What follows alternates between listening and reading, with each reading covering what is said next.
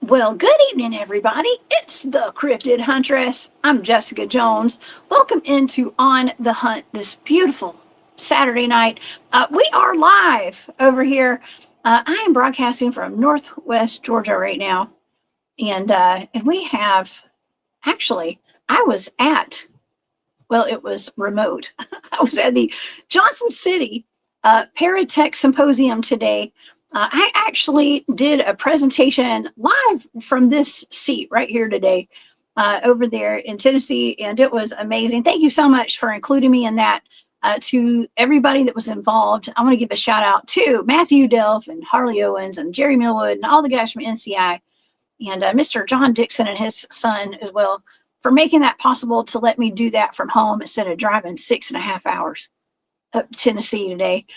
So thank y'all so much for that. And I hope everybody enjoyed the presentation today. And if you guys are interested, they do have one more day of this symposium tomorrow up there. So y'all go check it out. So all the information's on my website. And I do have a couple of pictures. I want to thank Harley Owens for sending me this. This was me broadcasting right there on the stage. And then Matthew Delph sent me another picture. And I love these guys. They're so sweet. And so at least there were 2 people there watching me today. I'm just kidding. There's a bunch of people actually. It was a very well attended event, y'all. And so thank y'all so much for all the support with that. All right. Well, we have Bruce Brown back by popular demand tonight. And of course, we had originally planned to have Bryce Edwards here with the Pond. What is that? Pond Creek Monster. I think, right. But we had a little scheduling conflict. So we have rescheduled him for, I think in 2 weeks, he's coming back.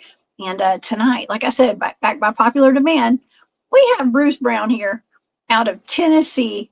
If you guys will remember, Bruce came on. We talked about his baby dogman encounter and several other dogman encounters and other stuff as well. And since he's been on the show, he has had another encounter with some sort of an entity out of the Whitleyville area where I did a Skinwalker cave investigation about 2 years ago.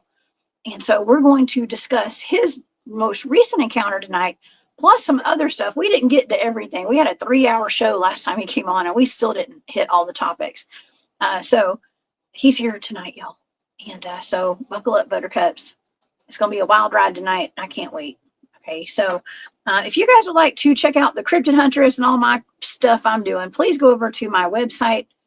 That's the cryptidhuntress.com. It's your one-stop shop for everything Cryptid Huntress right there.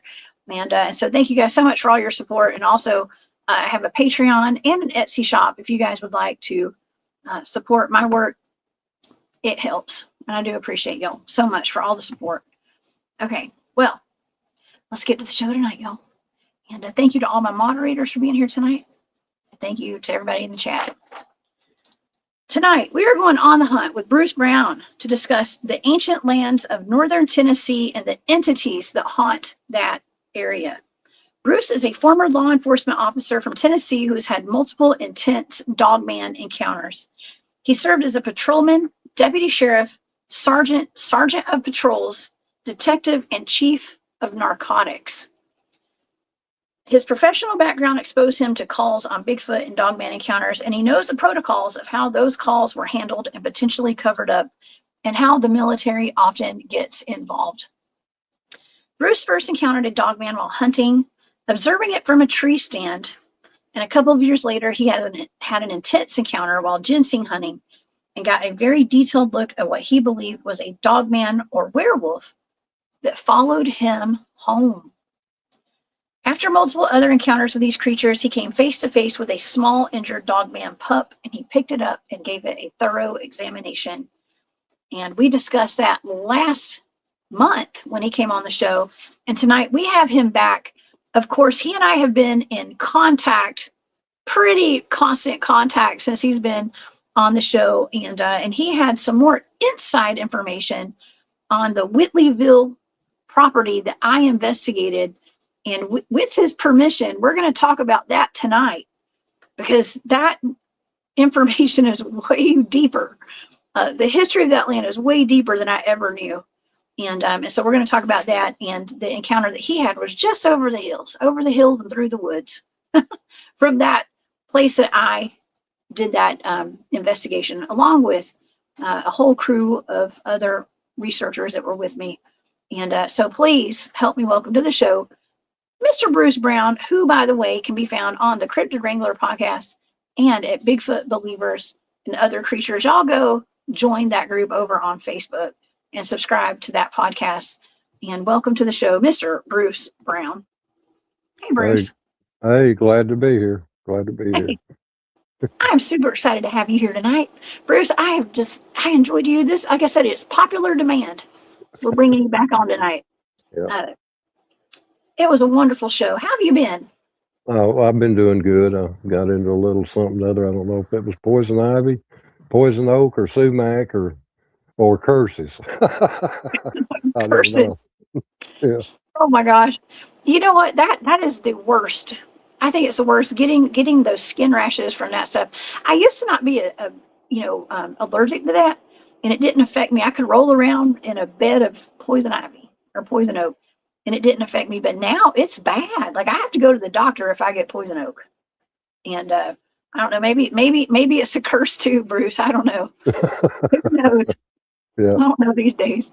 Well, I go Monday to the doctor, and we'll find out what it is. Oh gosh. Well, good luck. Good luck. Yeah. And I hope it heals up for you. Okay. Oh, and, yeah. The only solution I ever had was to go to the doctor to get a shot, unfortunately. Yeah. Steroids, yeah. Yeah. Oh, yeah. Okay. Well, I wish you the best. Thank you. Oh, my God. Okay. Well, so I have really enjoyed talking to you, even outside of the show and stuff. Where, you're one of my new besties. Okay. I've loved talking to you. We have a lot in common when it comes to things like Bigfoot, Dogman, racing cars, and all that. Okay. Right. And you let me in on some inside information, kind of.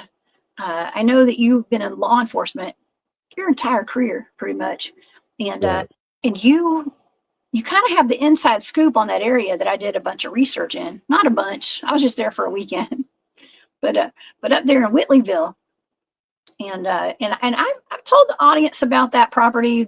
We've gotten in depth on that property, but you had a lot more information on it when you found out that was definitely the same spot. And I was wondering if we could talk about that a little bit tonight, and also get into your most recent encounter that you just had out there. Yeah, sure. Yeah. The Whitleyville place that your investigators and researchers went to was burial mounds at one time, and the cave there that was there was sealed. It was sealed here back a year or so ago. New owners went in there and they're making some type of amusement park or get together. That house there is no longer there. The cave sits up behind it there. Mm-hmm. And they took some heavy equipment and went in there and opened the mouth of that cave up.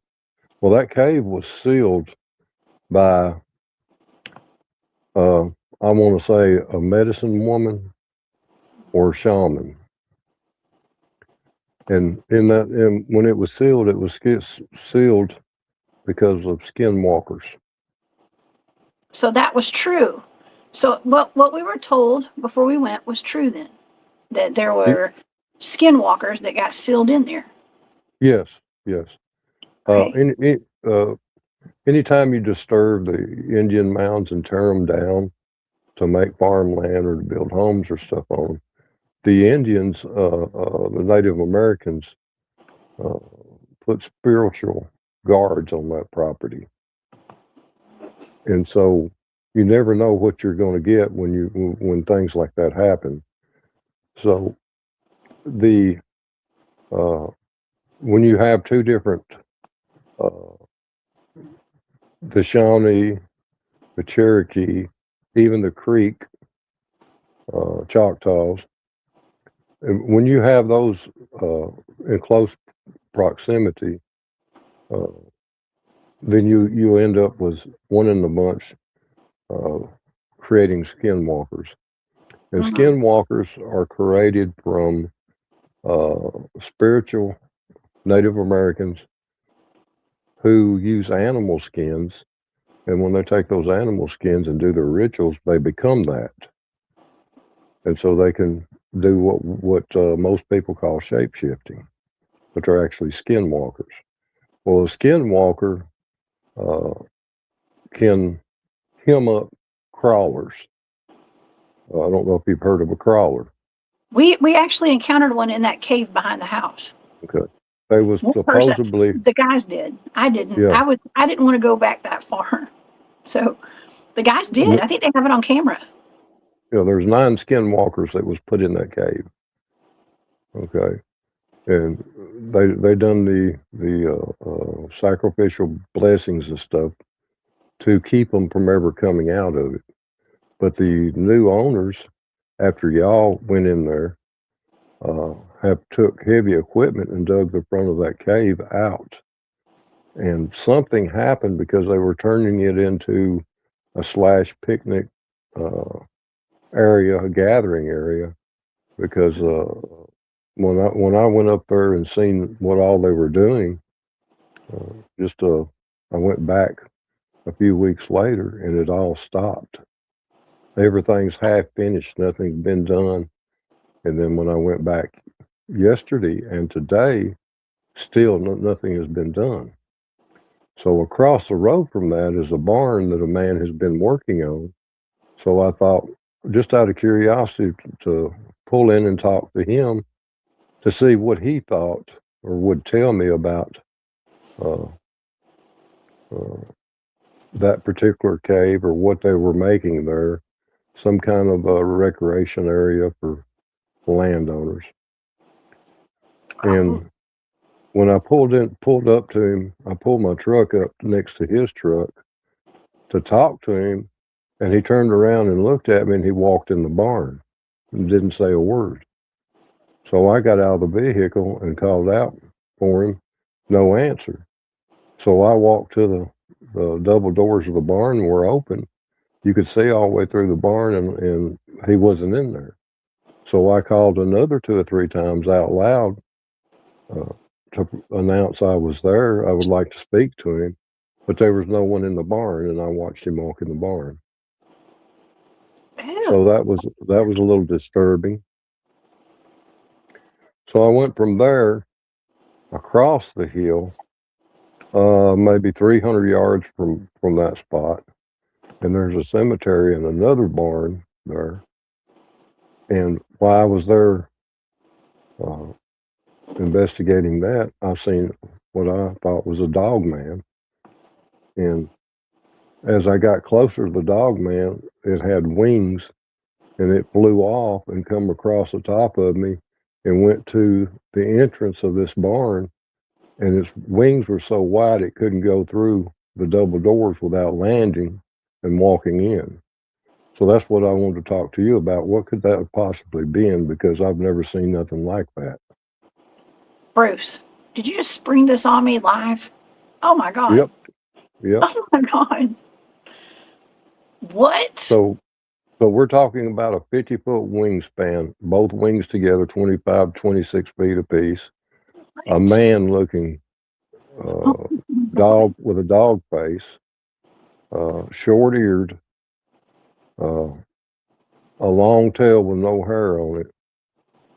And he flew, when I went up on the mountain above where y'all were at, he flew down to the barn in a holler that's hidden. And when I went there's a graveyard. I had to go around the graveyard to come out to the barn. And he landed on the ground because his wingspan was too big to go through the barn doors.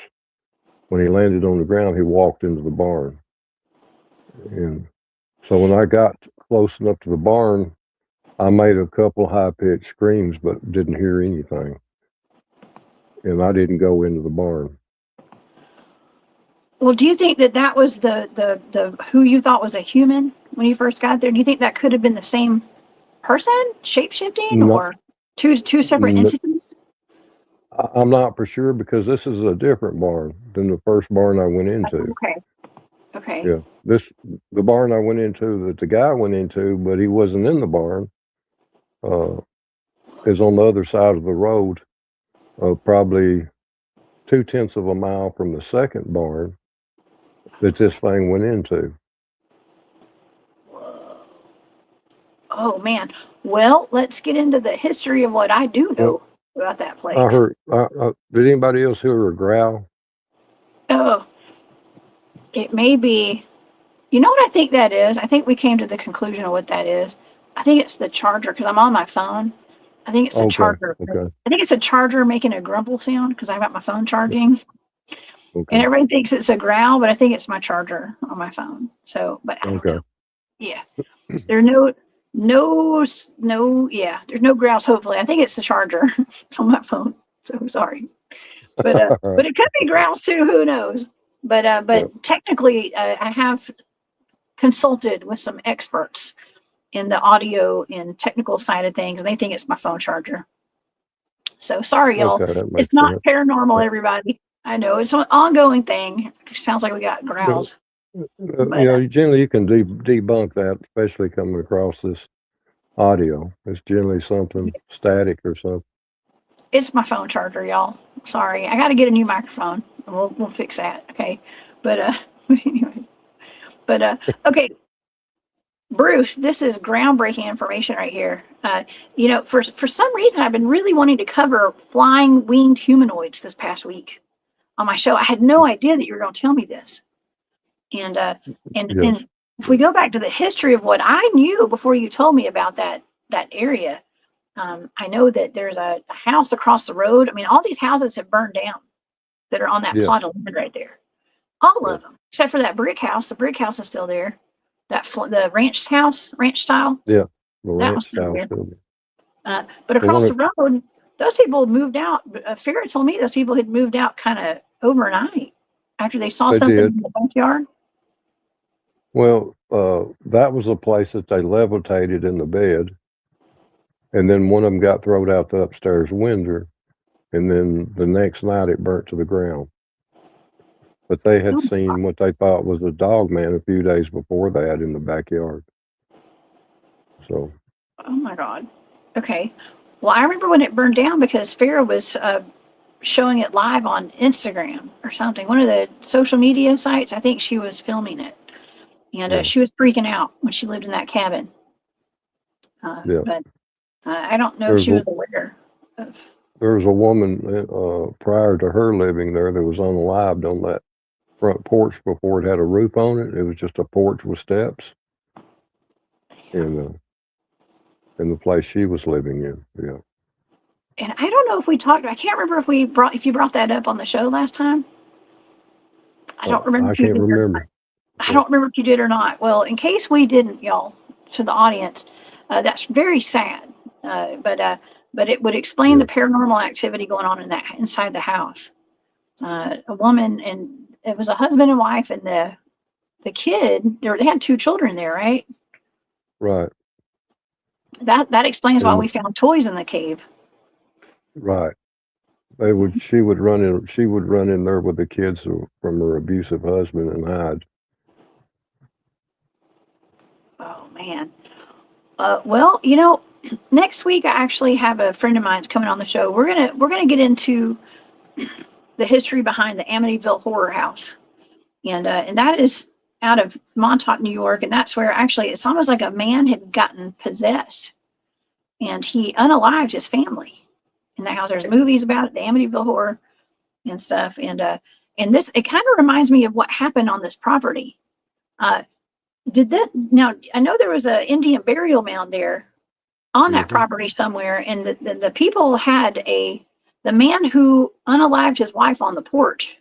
That's the porch where Farrah lived in that Mm-hmm. house, and so he had something to do with that Indian burial mound getting leveled, didn't he?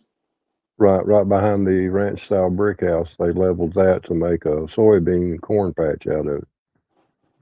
And that's why I pulled up this picture. This is right behind. There's that brick house. You can see the brick Yeah, house over the side. And yeah. That field you see right there was actually an Indian burial mound that stood about 15 foot tall. oh, wow. Why do you think they would level that just to put the soybean field there? Yeah, well, yes, it's a lot of that land had gotten leased out. If you can see behind this red barn here, there's another Indian mound there Is behind that that barn to the left. You see that little knoll to the left of that barn? yes? Yes, that's an Indian mound there. And then in front of that barn for many years, there was an Indian mound there where that tree is. Just right to the other side of that tree. Oh my gosh! So you're Wow! talking 5-acre mounds right there. So that's a big mound. Oh my gosh! Do you? I know this is just an opinion, okay, but do you think that man could have possibly gotten possessed by something, Yes, like a dark yes, entity? yes, I have no doubt because he was a super nice guy. He raised his family. He was a family man, and all of a sudden, he just got these extremely dark circles around his eyes and stuff, and he did not uh, associate with people after that. And Hmm. he started heavily drinking. Uh, uh, he had an old pickup truck there, and I had seen him a time or two out on the road because I go that way to go to a place I have in Red Bull Springs, Tennessee, and he was just always uh, arrogantly grumpy. Oh yeah. You know, he just wouldn't socialize anymore. He Hmm. thought everybody was out to get him. Oh man. Well, I wonder if he knew that there were nine. Was it nine skinwalkers sealed up in that cave behind his house? I would assume he did because that's pretty well known around there. Mhm. Uh, but a lot of people, they don't believe in stuff like that, so they go ahead and tear down the mounds. Uh, they he didn't. Now he didn't fool with the cave system. I know that. Now he knew there was something wrong with that cave.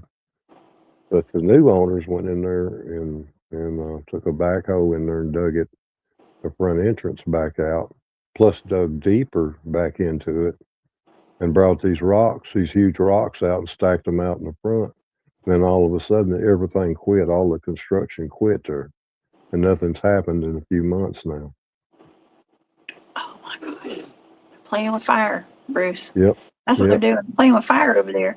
Why what yep. is that typical to like dig out the opening of a cave like that? No, no, That doesn't make sense.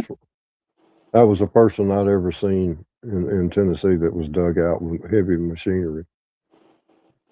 Well, that's the exact place where we set up a campfire out in front of it, and we had uh, entities coming out that were showing themselves on our SLS cameras, like a giant and two small ones, and they were Yeah. climbing, they were scaling the walls of that cave, Did and you also, oh, go ahead.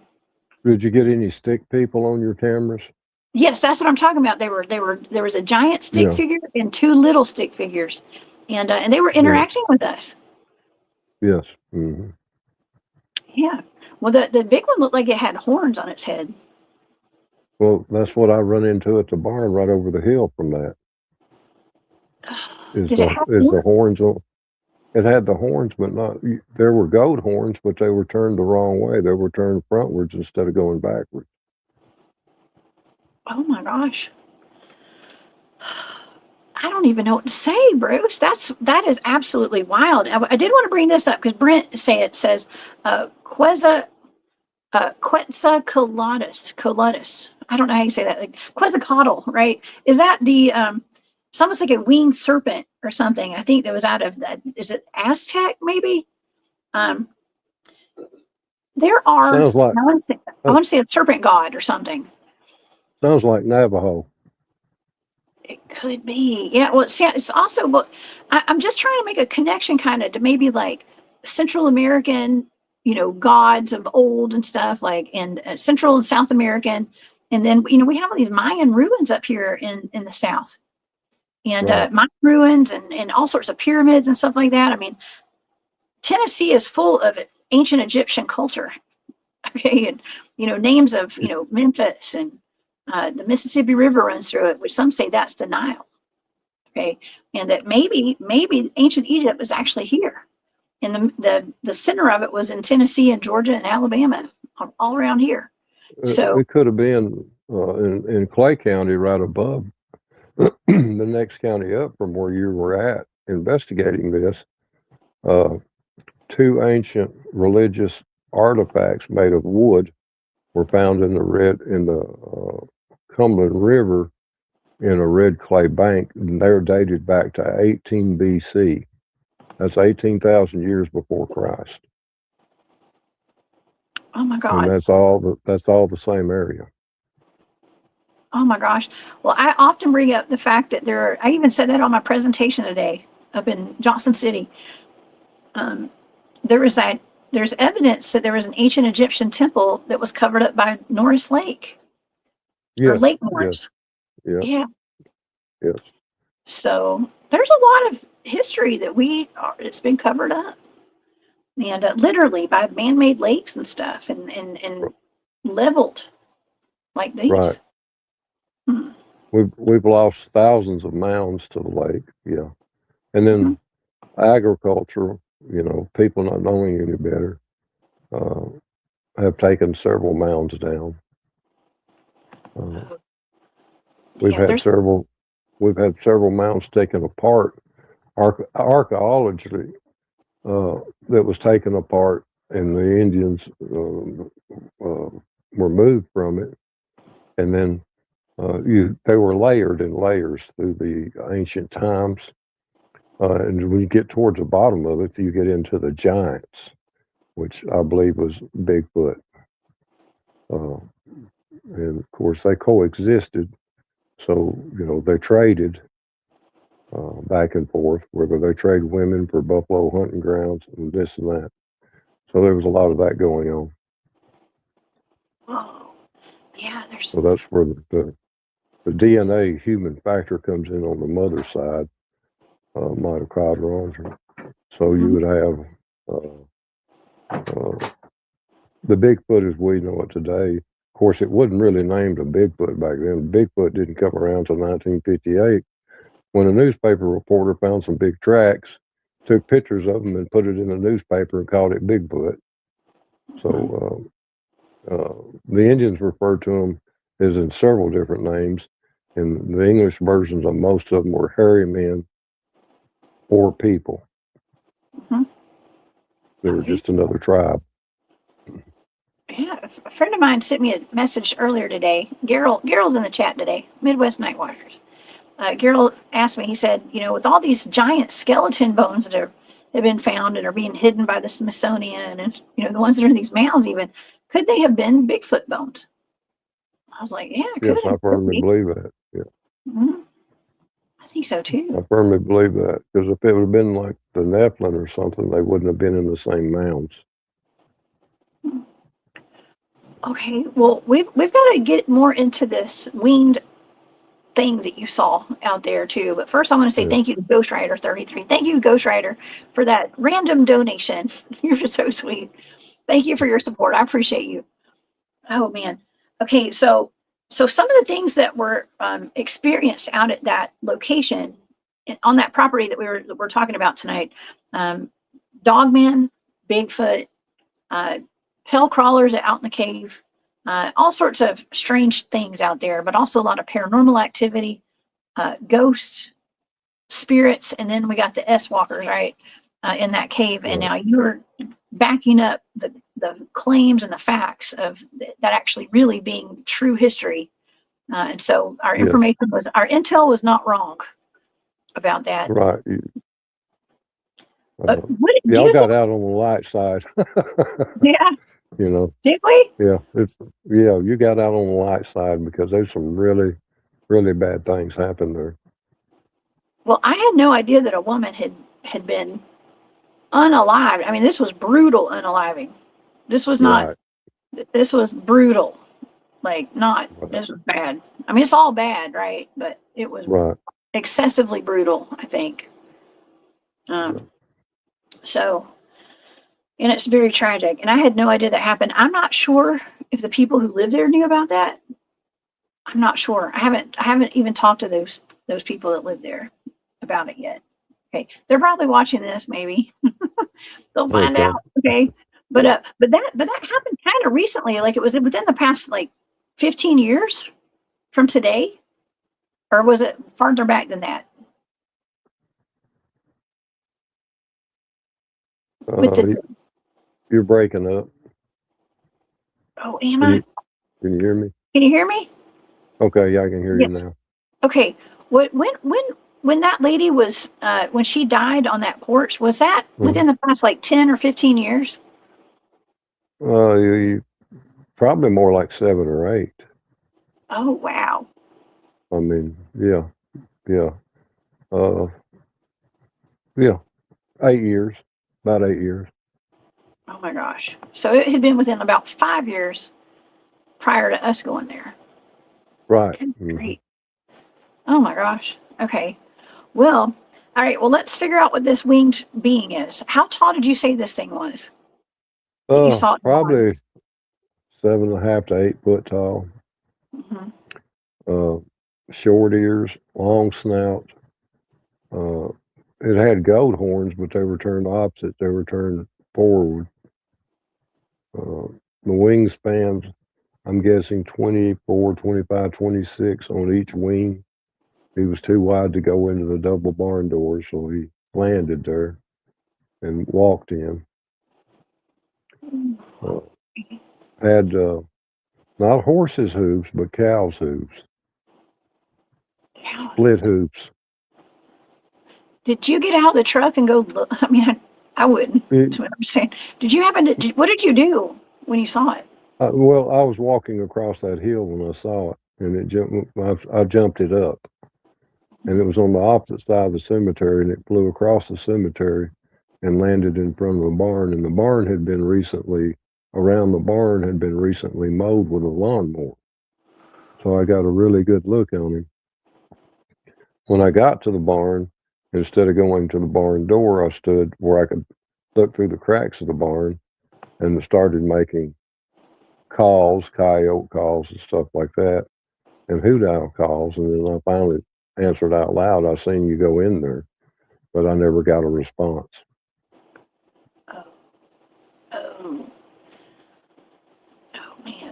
Oh man. Okay, somebody in the chat. Let me see if I can find that comment again. Let's see. We're talking about. Hold on one second. Mountains. Okay, the feathered serpent is Quetzalcoatl, and who is a South American equivalent of Lucifer. Now that's actually what it sounds like, honestly. I mean, it kind of sounds like a Lucifer. It also sounds like a bat squatch. You ever heard of a bat squatch as well? But they don't have horns, from what I understand. But I don't know. Everything that we know has kind of been thrown out the window, Bruce. Okay, like nothing. Right. We got these charts. We got these nice little boxes that we put like Bigfoot in, and pale crawlers, Bigfoot, Dogman. But honestly, even the Dogman that I saw didn't look anything like a Dogman that's on a chart. Okay, this on one of those charts. Right. There's way more out there than just. The dog. Most of the dog men I deal with look like humans in the face. They're like the Bigfoot. I mean, they have their own characteristics, different. They look different. We all don't look the same, but we have similarities. And I've seen them that actually had the Asian flat face. actually had our faces covered in hair, and other than the gugway, that I've seen was would be more what you would think would be a Bigfoot. Uh, but he has a bigger mouth, and his teeth shows all the time. Are they It's sharp like he's teeth? buck tooth. Buck Yes, teeth? like he's Yeah. buck tooth. Oh my gosh. I hate to ask this because this is getting into kind of more like of a religious side of things, and that's all good because we need to incorporate that Yeah. and integrate it into these conversations. But what about the end times? I mean, that just sounds like something that sounds like doom and gloom. Seeing something like that, what looks kind of like a Lucifer type of a creature, and maybe it's not. I mean, maybe it's not. Maybe it wasn't bad. What kind of feeling did you get from it? Was it ominous and scary, or were you just kind of like, oh It man, was that's weird?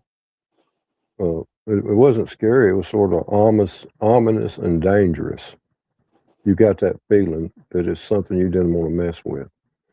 Uh, there's a place about 15 miles from there called Oak Grove Road. It's in Macon County, just right outside the Jackson County line. And back about 10 years ago, one identical to the one I have seen had been seen by 20 or 25 different people at nighttime coming in from work and stuff through the headlights of their car that would fly along with the car. Oh goodness. All right. So Well, whatever it is, it's from that area. okay. Well, what about cult activity? Occultist and backwoods cults, devil worshiping, and Satanists and rituals and stuff. Is that something? I know you were in law enforcement out that way, so you would probably know about that stuff. Being out there, Yeah, is that a big we thing had a out there? hotel. It was at one time. We had a big hotel there that's called the Thomas House. It's been on every reality show and paranormal show to be thought of in Red Bowling Springs. And before it made it to its current owners now, it was a cult demon group, I call it, moved out of state and bought it. They stayed there approximately 2 years, and they practiced all this things. They even had weird paintings and stuff. And then the people of the town got really upset with them, so we had to go in as officers and talk to them, and they really had some bad mojo going on. Pentagons burned out in the floors, uh, pictures. They practiced devil worshiping 24/7 there. There were Oh, over 100 of them that lived in that house, that hotel. So uh, under the table, so to speak, we were ordered to run them out of town. They were behind on their property taxes, and that gave us the opportunity to go in. And we give them so many days to leave town, and then the next morning we get a call that they left, and they left a lot of that stuff there. Some of the citizens took some of that stuff. Some of it went to Whitleyville, oh, North with the Whitley Springs. bill, huh? Yeah, Surprise, North surprise. Springs. Some of it went into Kentucky, but some of the pieces that we were able to recover, we got someone to come in and spiritually bind it and stuff, because it was some really bad things going on. Now that house is owned by the Cherries, the Cherry family, and it's on every network you can think of. I mean, it's booked. It's unreal at the people that go there. But they go there to see the little girl and other spirits that are there. The house was cleansed. Uh, the hotel was cleansed, but it still has its spirits in it. Golly. Well, something that I've learned, Bruce, is that I'm just going to say Satanist. Okay. He's like, I'm not saying all Mhm. of them. I don't know a whole lot of them personally, but I do know of the Corpsewood Manor case out of Northeast Georgia in Tryon. And it was rumored that those men who built their castle in the woods, who were later brutally unalived with their dogs on that property, they built their castle in the woods out there. And the rumor was that Anton LaVey, from the head of the Church of Satan, had showed them where to build that house. It's almost like he knew exactly. They went where this place of power was. Like maybe there was some kind of spiritual, energetic ley line crossover interdimensional thing where they could open portals there. I don't know. Okay, but I have a feeling like maybe that's what's going on with this house right here, with this place. Maybe there's some kind of it's something paranormal, something supernatural, but it's something energetic with the earth. I think right there. It must be. Yes, yes, because you have all your a lot of your mineral water comes through that property and through the town. The town has several different types of mineral waters there. It was once an Indian village, and the Indians come there for their salt, and so did the animals that they hunted. And so you have just several different types of water, from double twist to sulfur. It was featured in Time Life magazine, where some of the residents lived to be over 100 years old just by drinking that water. And then we had a lot of people that were on dialysis that went there and drank that water for 4 to 6 weeks, were able to come off dialysis machines. Oh wow, miracle water. So that's good. Right. I mean, it's such a wonderful place of something that could really heal a human body, but then it's almost been so turned upside down too, Right. by the Right. darkness. That's Right. weird. Corrupted. And then Corrupted's the word. yeah, then when the Donahoe burnt just a few months ago, uh, I had taken a lot of pictures. I was there and taking a lot of pictures of the spirits in the house coming out. And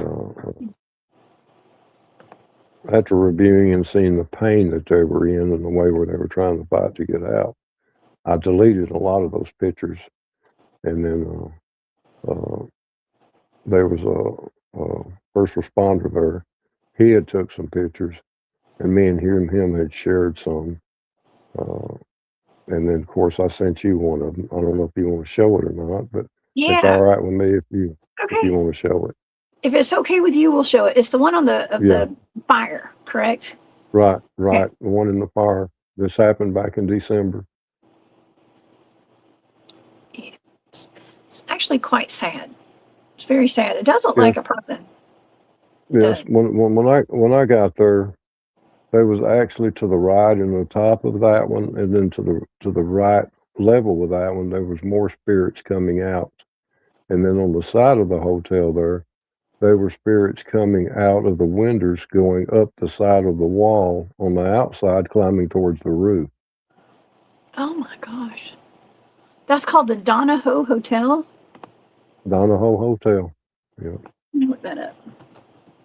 Donahoe Hotel. Okay, let's see. We'll put some pictures of what this looked like before the fire. Thank you for sharing that with us. Yes. It's quite We had sad here.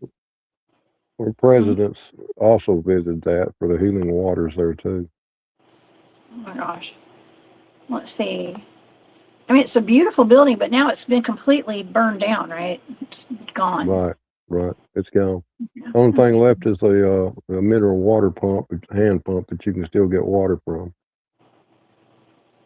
I'll be. Man, that's such a shame. But okay, well here we go. We're talking about all these places that have burned down. I mean, all the properties except for that ranch style house burned down where Right. Farrah lived, in front of that cave. Right. Do you think that's a coincidence? No. I think when these spirits get upset, something goes wrong. I don't know why so many spirits were trapped in that hotel that burnt, but they were literally climbing the outside walls everywhere, going across the grounds, coming out that was the double entrance to the main lobby where that one was trying to get out. And the pictures I had up to 8 or 9 at a time on top of each other, coming out and coming down those steps. Wow. My goodness. I wonder how common that is for firefighters, or anybody to experience seeing stuff like that in a house fire. Well, most I've heard first of it. responders see that, yes. They do? Yeah, they do. When you get in these older type structures, you will see that, yes. Really? Oh my gosh. That's not something I ever really heard before. Yeah, well, it's something they don't talk about it out of respect, especially in the home situation, homes where spirits come out, trying to get away from the fire. Well, we know there's a lot of spirits right there and on that ground somewhere because a lot of them did get out. Oh my gosh. So that would mean that like maybe they were trapped inside that house or just living inside this house. I mean, this raises a lot of questions in my head. Like, okay, are they just living in another dimension? And did their dimension, everything just burn down in their dimension and ours and their density they live in? I mean, oh my God. It's a lot. It's a lot to wrap my head around. Right, or they could have been trapped there by bad entities that wouldn't let them leave. Mm-hmm. Oh yeah, you mentioned the other location. Mm-hmm. You had mentioned that other location where the ghost hunters go and check that place out, and they still go there today where the Satanists were and stuff. And there's a place out in Texas. Somebody had me do some remote viewing on this house. Can't remember the name of it. House on some kind of hill. I don't know, some kind of hill. The Hill House, maybe, out of somewhere in Texas. And people paid to go ghost hunting there. And from what they had to sign a waiver to like not cross the spirits over. Mm-hmm. They had to agree to not cross the spirits over when they go in there. And they were all, according to my remote viewing data, they were trapped in there by a demon or something. It was very dark. And I thought that was really terrible of the people who own that place to make people sign a waiver to not cross the spirits over. Well, there at the Thomas house where you just showed the brick one there. This is a personal story, but I'm willing to share it. Okay. My daughter went there a month before she was killed. And she had several encounters there. And then she was beaten to death by her boyfriend with an iron dumbbell, crushed her skull in. And I begged her not to go there because of the bad vibes in that hotel. Oh, Bruce, I am so sorry. Oh, that's horrible. I lost her. She was 33. She passed away in 2023. Oh, my condolences, Bruce. I am so sorry. Did you make a connection? Have you made it in your mind? Do you think there was a connection to that visit?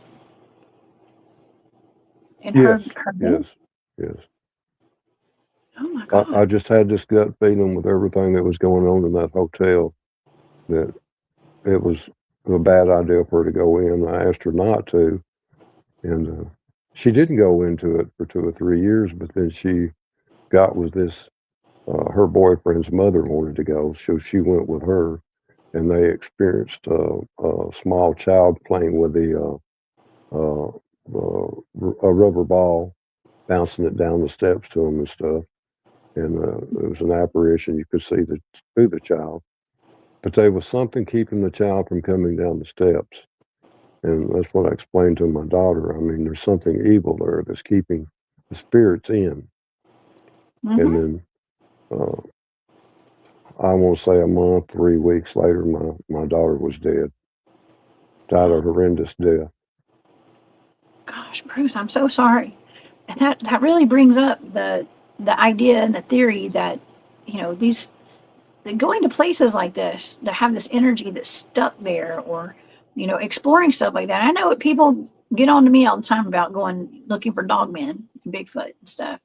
But I know the dangers, but hmm there is a real life danger of going somewhere where you can be affected by these really dark energies out there. And Yes, if I've heard you were like her, if you were like her, it was a tour, a tourist attraction, a tour to get to see the ghost, the multiple ghosts that's in there. And if you're not skilled, researched in this, and know the proper words to say when you leave there as you're going out the door, uh, I truly believe these things can harm you down the road. They can follow you home. they can. They can definitely follow you home. I mean, I know when I was younger, I had some attachments because I knew that I did, and I actually, um, I don't think it was very dark, but I think I don't know. There's a whole other rabbit hole kind of to go down, I guess, with like spirit attachments and stuff. But it is very dangerous. Um, being in places like that, and it has real life, things like I hate to say consequences and stuff because I hate that. I don't feel like that's the right word, Yeah. um, but it can be very dangerous. And so, Yeah. I think Scott has been to the Thomas. When I got to the hospital, Go ahead. Sorry. do Go what? ahead. I said, go ahead, Bruce. Sorry. When I got to when I got to the hospital and found out what had happened, uh, that messed with me real bad. So I said a prayer to if any evil spirits had gotten to him to get him away from her, and then she was brain dead. Uh, all of her organs were being kept alive by a machine. So we had she was an organ donor. So we had helicopters fly in from different states and take organs. But for some reason, and I thank the good Lord for this, for some reason, the surgeons thought I was a surgeon too. So I held the camera when they run the lens all the way through her body, checking all of her organs.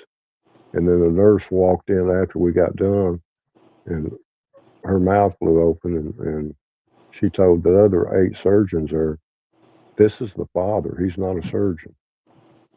And they were in just disbelief. They turned around and grabbed me and said, "Are you okay? We didn't know." And I was like, "I'm fine." That was the most purest inside of a human being I've ever seen. So my prayer worked.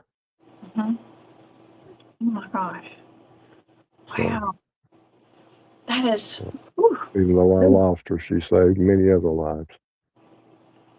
she did.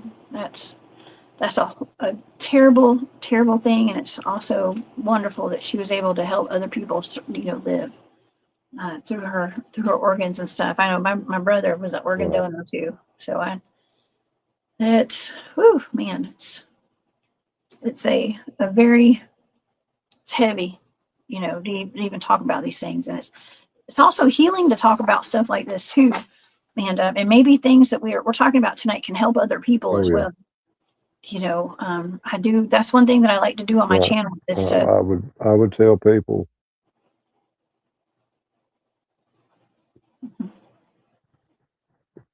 inform people, let people know that don't do these things unless you've got somebody with you that knows what they're doing. Don't get yourself into a spot and get yourself hurt or unalived. Uh, and it can happen to any of us too. But if you go with somebody with some experience and uh, knows what to do, you got a better chance. I know there's a lot of people wants to go out here and hunt these cryptids.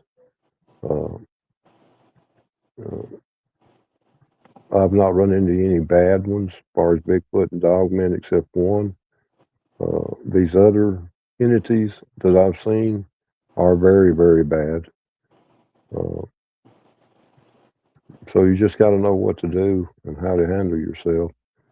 And believe me, all things know the Father, the Son, and the Holy Ghost. Yes. Wow. Oh gosh. Well, how far is this? Are all these houses like the Thomas house and the other hotel that burned down? How far is all that from Whitleyville? Is this all right in the same area? 7 miles, 7 miles. So it's all in the same area. about 7 miles. Oh Yeah. my gosh. Yeah. Is this area? Did you grow up in this area? You've been there your whole life? Do what? Have you been in this area your entire life? Did you Basically, grow yeah. up there? Mhm. Has it always had Basically, yeah. has it always had something supernatural and paranormal about it? It always had the dark side, meaning the people back when I was growing up there, if they didn't know you and you pulled down their driveway or down the road, they would shoot you. So Oh, it's that always happens. had that uh, dark effect to it. I know for years there were several people killed there when the new sheriff come in. Back about 10 years ago, he solved 8 murder cases within the first week he was there. So that goes to tell you it's a very dangerous place. Oh, were they old homicide cases that he solved, or were they Yes. recent? Hmm. Maybe there was some No, they were cover. old. Yeah, I Yeah, don't know. they were Not old saying. cases, and Oh man. Whoa. you froze. Am I freezing, y'all? Am I freezing? Yeah, you froze up. Freezing? Yeah. I don't know why I'm freezing. If I'm freezing, but it's blame it on the computers. Technical difficulties. It happens. I'm glitching out. But okay. Well, I'm still wanting to go back and re-examine this winged creature that you saw, Bruce. I don't even know what to say about that. I don't even know what that could have been. Only Now, thing I can compare it to, the only, the only thing I can compare it to is in the 90s, a good friend of the family's, and you may be able to look this up and find out more about it than I can. He passed away. He was a sheriff's sergeant in Montgomery, Alabama. And they had these calls of something going on in a cemetery right outside of Montgomery. And he had come into him and his partner staked out the cemetery, and they had run into what he described as the devil. It got after them. It ripped the hood off of the patrol car going down the road at over 100 miles an hour, and ripped one of the back doors off the patrol car. They were able to lose it at some point, or it just flew off. But when they got into town, they were stopped at a red light, and when the red light turned green, a woman hit them in the side running 108 miles an hour and split the car in two. It killed her, and it busted him all to pieces. It cut him half in two, but he lived. Uh, I don't know. He was too emotional to go any further about what happened to his partner. But he did tell me that the woman driving the car was not intoxicated or anything, that she had a brand new car from that year, and that the gas feet had stuck on it. And when she crossed the hill at the red light, she couldn't stop, and she T-boned their police car at 108 miles an hour. And he stayed in the hospital for 6 months. He showed me the scars. He was cut from the belly button all the way around back to the belly button and up and down the back and the chest and his legs. He didn't live much longer after that. oh no. But they seen this winged creature, like I described to you, but much bigger than what I seen. And that it had the red glowing eyes. And when it screamed at them in the cemetery, they spotlighted it.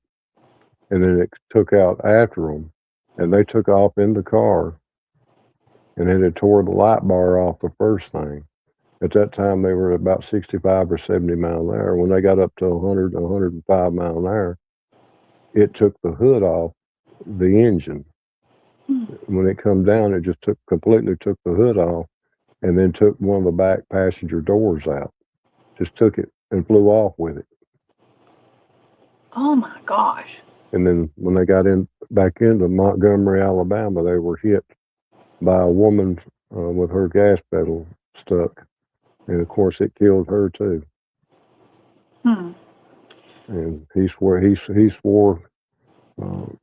till he died it was the devil.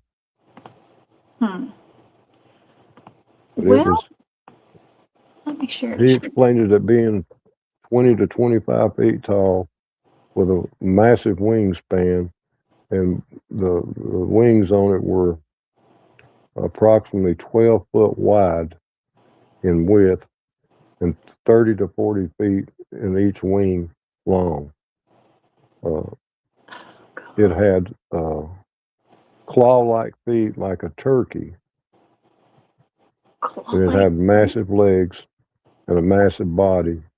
And it was completely covered, he said, in crow feathers. That's what it looked like. In crow feathers? Okay. Well, that kind of takes us down another big long black feathers. Okay, well that could take us down another route too, because there are these tales of like Native American, I think it's called the Ishkatini, if I'm not mistaken, and it's almost like an owl man or an owl person. It's like a shape-shifting person that looks kind of like an owl, or even what is the one that was like the Raven Mocker, right? But he said he had it. Yeah.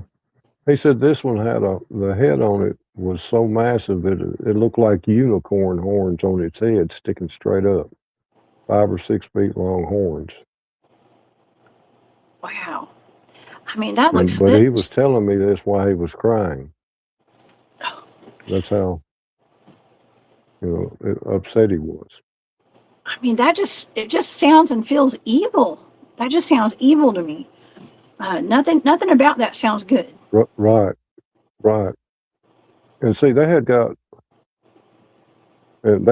several calls on it from the people in this little community, from the screams coming from the cemetery of at night. So they were dispatched out there to sit in the cemetery, and they sat in the cemetery. Of course, they sat in their car and didn't have any activity for about 3 hours. And as they started the car up to leave is when it started. And they were able to spotlight it and get a good description on it. But it took off of a headstone and chased them. And it done all this damage. And he believes it caused the wreck, caused that woman's car pedal to stick and hit them because it had been chasing them and done all that damage to the patrol car. That sounds like it came out of hell, if you ask me. Something like that. Yeah. That's really scary. I wanted to maybe look into maybe bat squatch. I know it doesn't sound like a bat squatch, what you're describing. That sounds more like a demon or something. It's kind of fallen angel or something. Or a gargoyle too. We can make that connection actually, Bruce, to the gargoyle sightings. We're having a lot of gargoyle sightings around the United States right now, and they're calling them gargoyles because people don't know what else. Very well could be. Are they that massive? I don't think so. I don't think they're that big. No, I don't think so. Yeah. I mean, I have to do a deep dive. I mean, maybe I'll do a show next week on winged humanoids and stuff. I mean, I have covered, now people kind of make fun of this like it's a joke, but this is not a joke, y'all. People really have encountered what they described as a bat squatch. And this is a pretty good representation. I mean, look at the feet on this thing. They're kind of clawed talons. And sometimes they're described as looking like a werewolf. Okay, it makes you feel like a werewolf, a bat, or a Bigfoot. If that one had horns, 5 to 6 foot horns sticking straight up like a unicorn, that would probably be a match from what he described, with red glowing eyes. Wow. Yeah. Oh my gosh. Well, that is absolutely terrifying right there. But he said you could see through the wings. Yeah. You could see through them, probably like bat, like bat wings, kind of. Let's see. Right. Yeah. Yeah. Huh. That's how people But he are said, describing these pterodactyls too that people are seeing recently. but he said it was right around 110 mile an hour. It took the hood off the front of the car like it wasn't there. Wow. I mean, the claws went right into the hood and it never slowed down. It just ripped it right off. My goodness.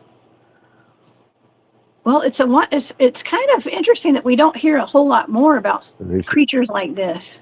I mean, maybe people don't survive after they see these things. Maybe that's why we don't hear about them as often. Right. That's what he believed. He believed he was supposed to die in that wreck, and he didn't. Now, Bruce, somebody in the chat, I think it was Jay Trueseeker, had said Mothman. Okay, and Mothman is interesting because some people describe that as looking like it has black feathers or black hair all over it, and red eyes. It doesn't have horns on its head. Yeah. But there could also be that. Yeah, this one had a long. He said when it flew into the side of the car and took the door out, the horns come through the door, and then it flew off with the door. Man. And they were both, just terrified. And he said when they got back into town, they're in Montgomery, Alabama, stopped at that red light. When it turned green, there was nobody. He said there was nobody coming in either direction. This is like 2:30, 3 o'clock in the morning. The town was dead. And then all of a sudden they get hit by a car. Oh my God. That just sounds supernatural. Like that defies logic, Right. Ghost Rider says men's hearts usually fill once they see. And that's true. Yeah. But you might be able to look it up since you're down in that area. Uh-huh. I'll give you his name. Okay. His name is Thomas Mercer. Sergeant Thomas Mercer. Yeah. Okay. Thomas, I'm gonna look him up. He had come to our house, and yeah. Now he's down in Montgomery. He's senior. Mm-hmm. Right, Montgomery, Alabama, where he was a sure sergeant there. Yeah. Well, so Montgomery is down while he was on duty with another partner.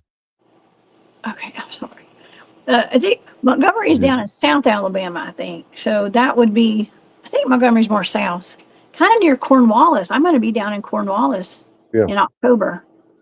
So that's close to there. Maybe I can meet up with them.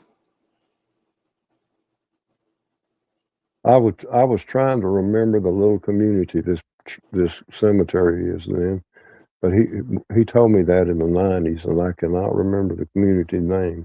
But it's right outside Montgomery, Alabama.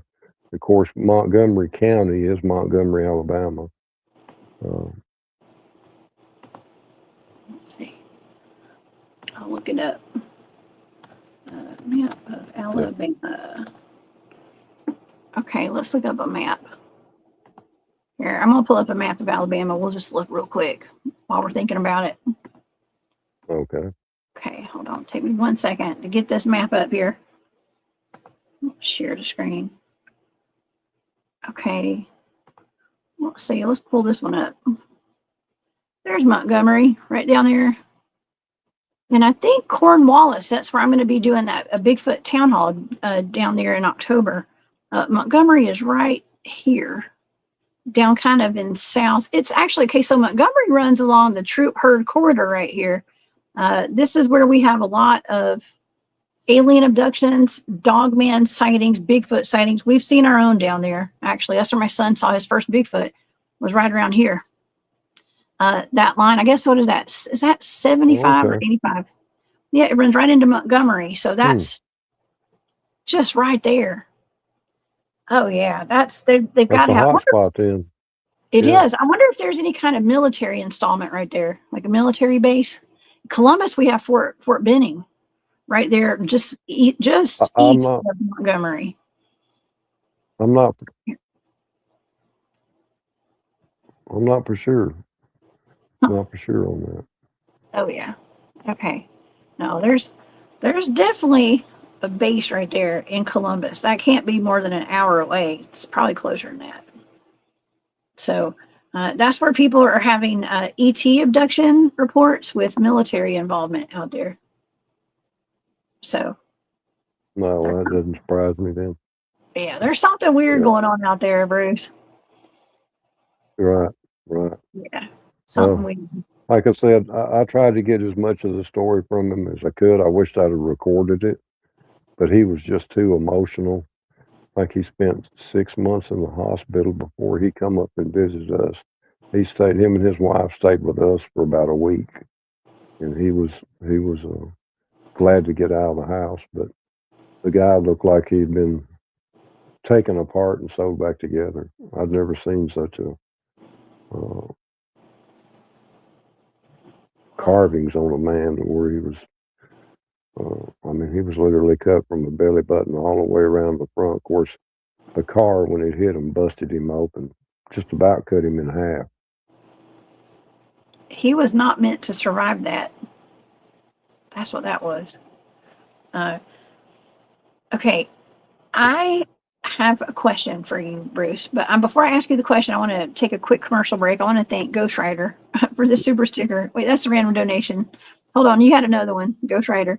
I was lost in a state park for only 20 hours at 21, full grown man. My feet grew half an inch and grew hair, arms, chest. What I had just stayed lost. What? You grew? You grew hair? You might be a werewolf, Ghost Rider. Okay. Thank you for that donation. Thank you so much for your support. I appreciate that. And also Moon at Noon, thank you so much for that super sticker. And let's see. Benno, thank you so much. Hold on. From Oz. Thank you so much. JT reckons it's a Draco Squatch. A Draco Squatch. You know, that's another thing that it could be. Thank you so much for your support. I appreciate that. That's something else that we had. A Draco, it'd be like a dragon squatch. Okay, I know sounds a little crazy, right? Right. But it could be some kind of weird hybrid, or just could be from the pits of hell. Could be that too. And think about all these caves. Like, okay, so that cave behind Claire's cabin was not the only cave out there. When we went across the road behind that picture of that barn, there's another cave out there. That's where the guys went spelunking down there, I think. And if you call it spelunking, but I went over there. That's where we found some like Indian, some arrowheads and stuff, and a gigantic barn that was out there that they went and investigated the night that I left. But there's a big old cave, and I know that property's been bought by an organization recently, right? But there's deep caves and a lot of high strangeness over there. And these houses, abandoned houses, were on that property that were very creepy. Across the road. Right. Yeah. Yeah, there's a lot of high strangeness in there. When you go in there, you definitely need to go with somebody. I took the notion the other day to go by myself, and I ain't going back there by myself anymore. Mm-hmm. It's not that I'm scared, it's that I don't know what I'm dealing with. Mm-hmm. When I seen that winged creature with his horns coming forwards, and he had cow's feet, that's nothing I've never seen. So I thought, well, as much as you deal with, you may have seen it before. I just didn't know. No, I have not seen one of those yet. No, I'm mostly a Bigfoot Dogman. Mm-hmm. Yeah. Oh yeah, me too. Me too, Bruce. And I found real peculiar is the man that went in the barn across from where the cave is wasn't in the barn. No, man. So I don't know what I walked into. And then I'm dealing with another case in Rome, Tennessee, Rome City, to where a man's got a camper. he's got a double wide sitting up on the hill. The camper's down lower on the hill. I went out there for Dogman and Bigfoot, which I've come across Dogman and Bigfoot there, but on the property across the street, I found a Bigfoot nest, and then I got to witness, along with two other people, a Bigfoot crossing a hill. When it went over the hill, I asked the man, did he know where that went? And he said, yeah, it's a river bluff full of caves. And then I went back and done a night investigation there. And then I went in the camper with him, sitting there talking, and I had to get a hold of a psychic medium on that, because acorns were falling through the ceiling, but there was no hole in the ceiling. No way. And then the side window got pushed out of the camper, and so we put a big tarp over the window, and then he calls me back out there a few days later, and there's this gigantic hand on the tarp, muddy, but it's not a Bigfoot hand. It looks like a raccoon hand, but it's like 5 times bigger than my hand. Dogman. So while we're there, I go ahead and I said, I'm going to stir it up a little bit. Yeah, I'm going to stir it up a little bit. So I made some calls, and he run an extension cord from the house down to the camper and put a hood light up in a tree. Well, this wavy looking thing opens up right against the camper, and this creature steps out of it, and instantly the light in the hood blows. It just blows up, an explosion. And then we see this wavy looking form come out of it. And when I called the medium in on it, she told me, don't go back there. That was a porthole. And these things are, several different creatures are coming through that porthole. And that's what I seen when it blew that light bulb up in that lamp hood, and those wavy looking things coming out. And she sent me a couple of pictures of what it was doing, and she had the exact pictures. It was just mind blowing. So I thought I was there to do a Dogman Bigfoot investigation. So I went back again of the daytime after being told not to. And the man that lived around the hill on the same side, I went to talk to him. And he had left in the middle of the night. He got run out of his house and left in the middle of the night, left everything there. And then I was able to get his cell phone number, call him to meet me up there. And he wouldn't do that. He was terrified. So, oh my God. So I found Dogman tracks, Bigfoot tracks, everything around the camper. But the strangest thing is when we was in the camper, acorns fell through the roof into the floor. So we're sitting up there, I'm sitting there looking, and there's no hole. And they're just coming through, appearing and hitting the ground, and they're real. You pick them up and they're real. Okay, what could cause that? You know, it just dumbfounded me. Portals. You know, Bruce, there's actually there's a fella that has a YouTube channel. I know Mike. His name is Mike Patterson, I believe. And he's come under some scrutiny lately, and I feel sorry for him, okay, in some ways, because he's done some great research. He's had I think he lives up in either Canada or somewhere in Washington or Oregon. I don't remember. I think he's in Canada.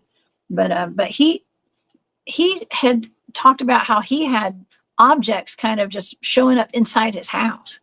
And he has like I said, a relationship with some of the Bigfoots out there where he lives. And I think they were dropping objects into his house. Almost like through a portal or something. And so I don't know. I'd like to get Mike on the show sometime. Okay. And to talk about that. But this is not the first time I've heard of this. And there's also videos, whether it be CGI or real, of there's a father and a daughter out of Great Britain, England or somewhere. And they've got videos of objects coming out of their ceiling, just like you're describing. Yeah, they have videos.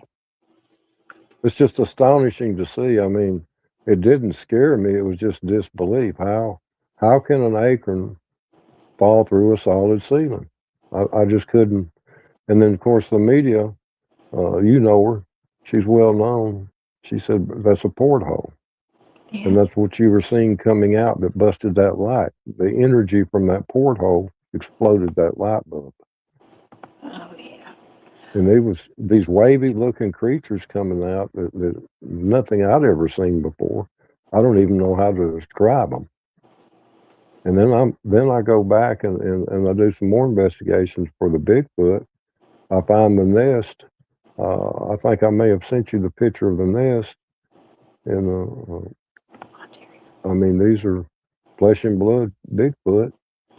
And then I find the Dogman tracks on the opposite hill. So I go to the opposite hill, and I actually have an encounter with a Dogman at the fence row, but he doesn't want to have anything to do with me. He wants to growl and throw things at me. And so I went back down and was talking to this guy, and he actually has shot at him, Oh, what trying happened to when get he him shot off his him? property. Did he hit one? He said they just, yeah. I mean, he shot him with high-powered rifles. And so he just made him mad. And then he had, I think it was 6 Bigfoot show up. And he fed them hot dogs and put out Hot Wheel cars and dog food. And then it all quietened down after that, but it's still going on. They'll still take their nails and rake down the side of his house, and he knows they're out there. Then he'll feed them. They're like, we need our dog food. Give us our kibbles, kibbles and bits. Yeah, man. Yeah, there you go. Oh my gosh. I interviewed him back in October of this past year, I believe, and I've got him on video when I interviewed him. And he's a very credible witness. He was a former military man, and he's an EMS rescue squad firefighter. You name it, he's been it. Still is. Oh man. His son's a lawman. His son, I talked to his son on the side because what I seen, I just couldn't believe. And I talked to his son, and his son works for Metro Nashville. And he told me, he said, now, I've not encountered that, but I've encountered the Bigfoot. And I said, well, do they scare you? Or he said, no, they didn't even acknowledge me. They just kept walking by. So, and what he described was exactly what his father described. And, I separated them so we wouldn't have one influencing the other, and told the same exact story. I can appreciate you being a true detective, Bruce. You're a true investigator. You're like, all right, you come over here where your dad can't hear you. Yeah, you got to get them apart, because I don't want to waste my time and be played. Well, Yeah, at different angles, different people, your witnesses. I could have 8 witnesses see a shooting, but they're at different angles. They seen a little something different, maybe the color of a shoe or something other like that. But when you separate people, and you're doing your interview, and their stories are almost identical, you can pretty well say it's true what they've seen. Oh yeah. And absolutely. This guy, he's wearing a badge and a gun. He wouldn't let me interview him, and I don't blame him. I wouldn't have been interviewed with a badge and a gun on either. Oh man, it's got to be off the record, okay? And well, I actually have some good friends of mine who I go out and I do Bigfooting, and I go run around the woods with, and we get ambushed by weird stuff. And I've had some really intense cryptid encounters with some of these guys who are not currently in law enforcement, but were at some time, and they don't ever want their faces shown publicly, and they don't talk about how they're out there in the thick of it with me, okay? But I'll be darned if we never reveal their true identities, because there is something to that.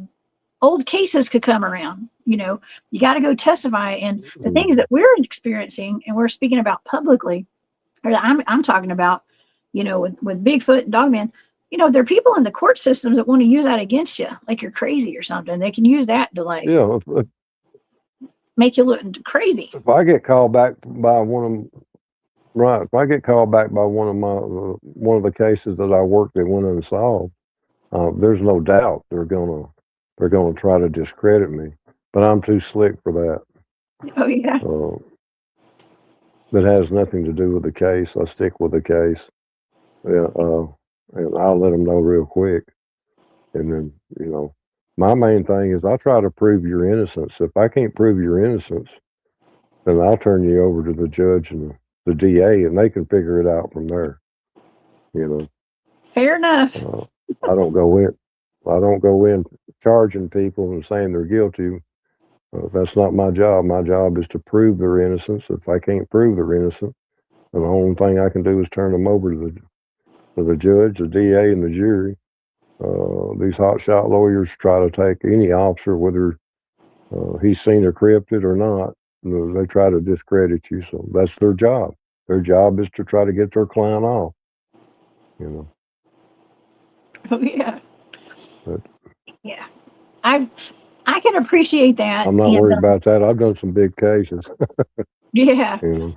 Well, you know, but it is interesting that, you know, my sister was a dispatcher at the 911 call center for, you know, decades, and they all take calls. You know, she took plenty of calls of Bigfoot sightings and werewolves and dogmen and all that. It comes in. I mean, I don't know what the stigma is really at this point. I'm just saying, I mean, not everybody is on. Would Bob Grumpy Wilson?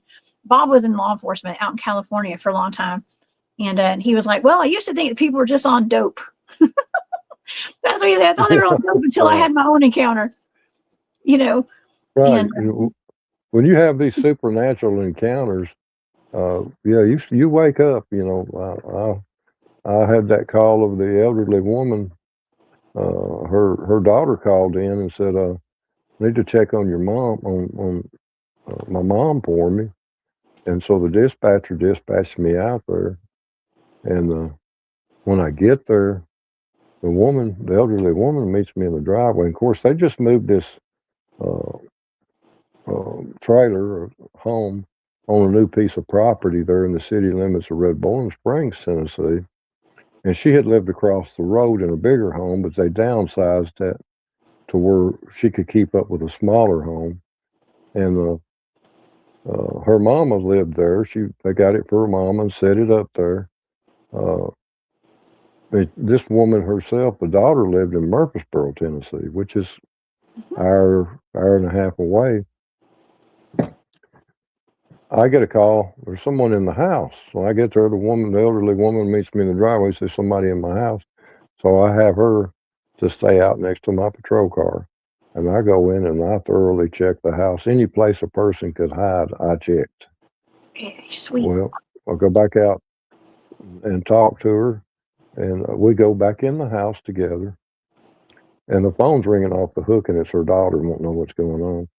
And she's talking to her daughter. Well, her daughter gets mad at her, and she's done talking to her, so they just hand me the phone. Well, she said, "Well, do I need to come get my mama? She got Alzheimer's." And I was like, "Is she losing her mind?" And of course, the mother could hear this, and she got furious. And she said, "If that's the way she thinks, don't tell her not to come back around me." I said, "Well, let's just all calm down a minute." And I told the daughter, I said, "Listen, I've searched the house from one end to the other. I went in everywhere possible you could hide, a person could hide. Even looked in stuff a mouse couldn't hide in." And the daughter said, "Well, I think Mama's getting Alzheimer's because, you know, she lived in that new mobile home 3 days and she hadn't got any sleep. Something was bothering her." So the daughter naturally thought she had Alzheimer's. So we go in the kitchen, and in the kitchen there's a clawfoot table.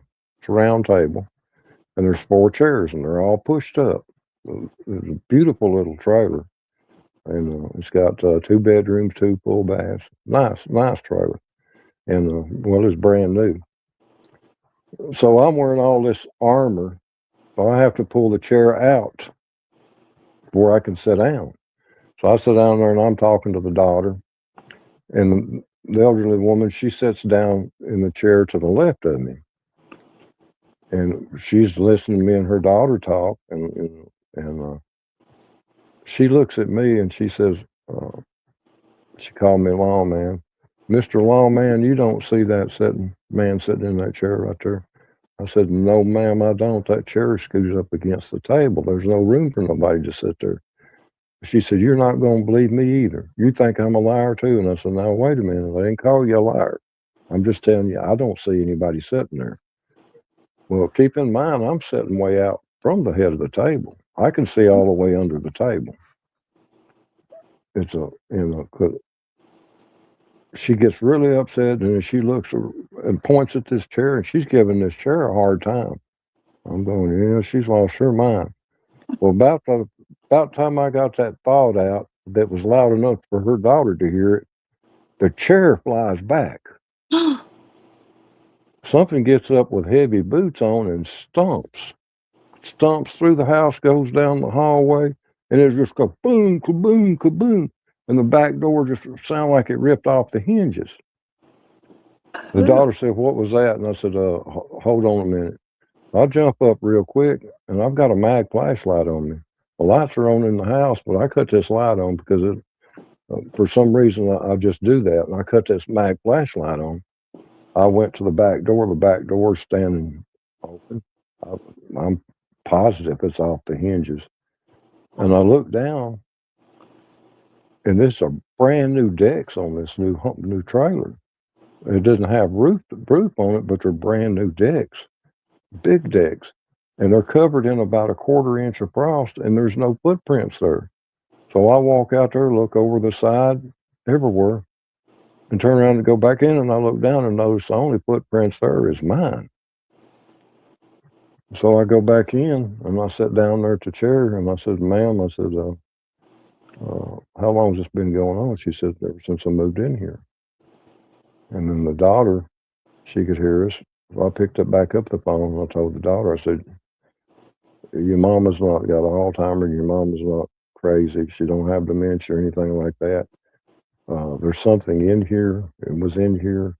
She gave it a good blessing out. It kicked the chair back and got up and stomped. It had, clearly you could tell, was boots. Mm-hmm. And she said, do I need to come get my mama? And I said, like yesterday. And God. so she made it up there in an hour and got her mama. The only thing we could figure out is that they put this trailer up on a graveyard or something that wasn't marked. Mm-hmm. Because this was brand new trailer. There shouldn't have been any reason it would have been haunted. But it was a man. She described him. She could see him. We couldn't. She described him as wearing a plaid shirt, overalls, and cowboy boots. And that's exactly what it sounded like when it went out of that house stomping. Oh, she had the gift of sight and a new neighbor. Right. Right. So and you so saw that made a really right. I was in uniform, you know. Then I went to we had a call at the cemetery, kids playing in the cemetery. I go up there and I'm hanging around up there and nothing's happening. I leave. We get more calls. And the chief finally comes and say, Brown, I need you to go up there and figure out what's going on. I said, I've been up there. I can't find nobody. He said, them kids up there, go up there and hide. And I was like, all right, I'll go up there and hide. So I took my car to the back end of the cemetery against where some oak trees were. And I cut everything off. And I was waiting on these kids. Everybody's complaining, kids playing in the cemetery. They had family members in there. They didn't want anything destroyed and stuff. So I'm sitting there and I hear something laughing. This is not a kid. I didn't think.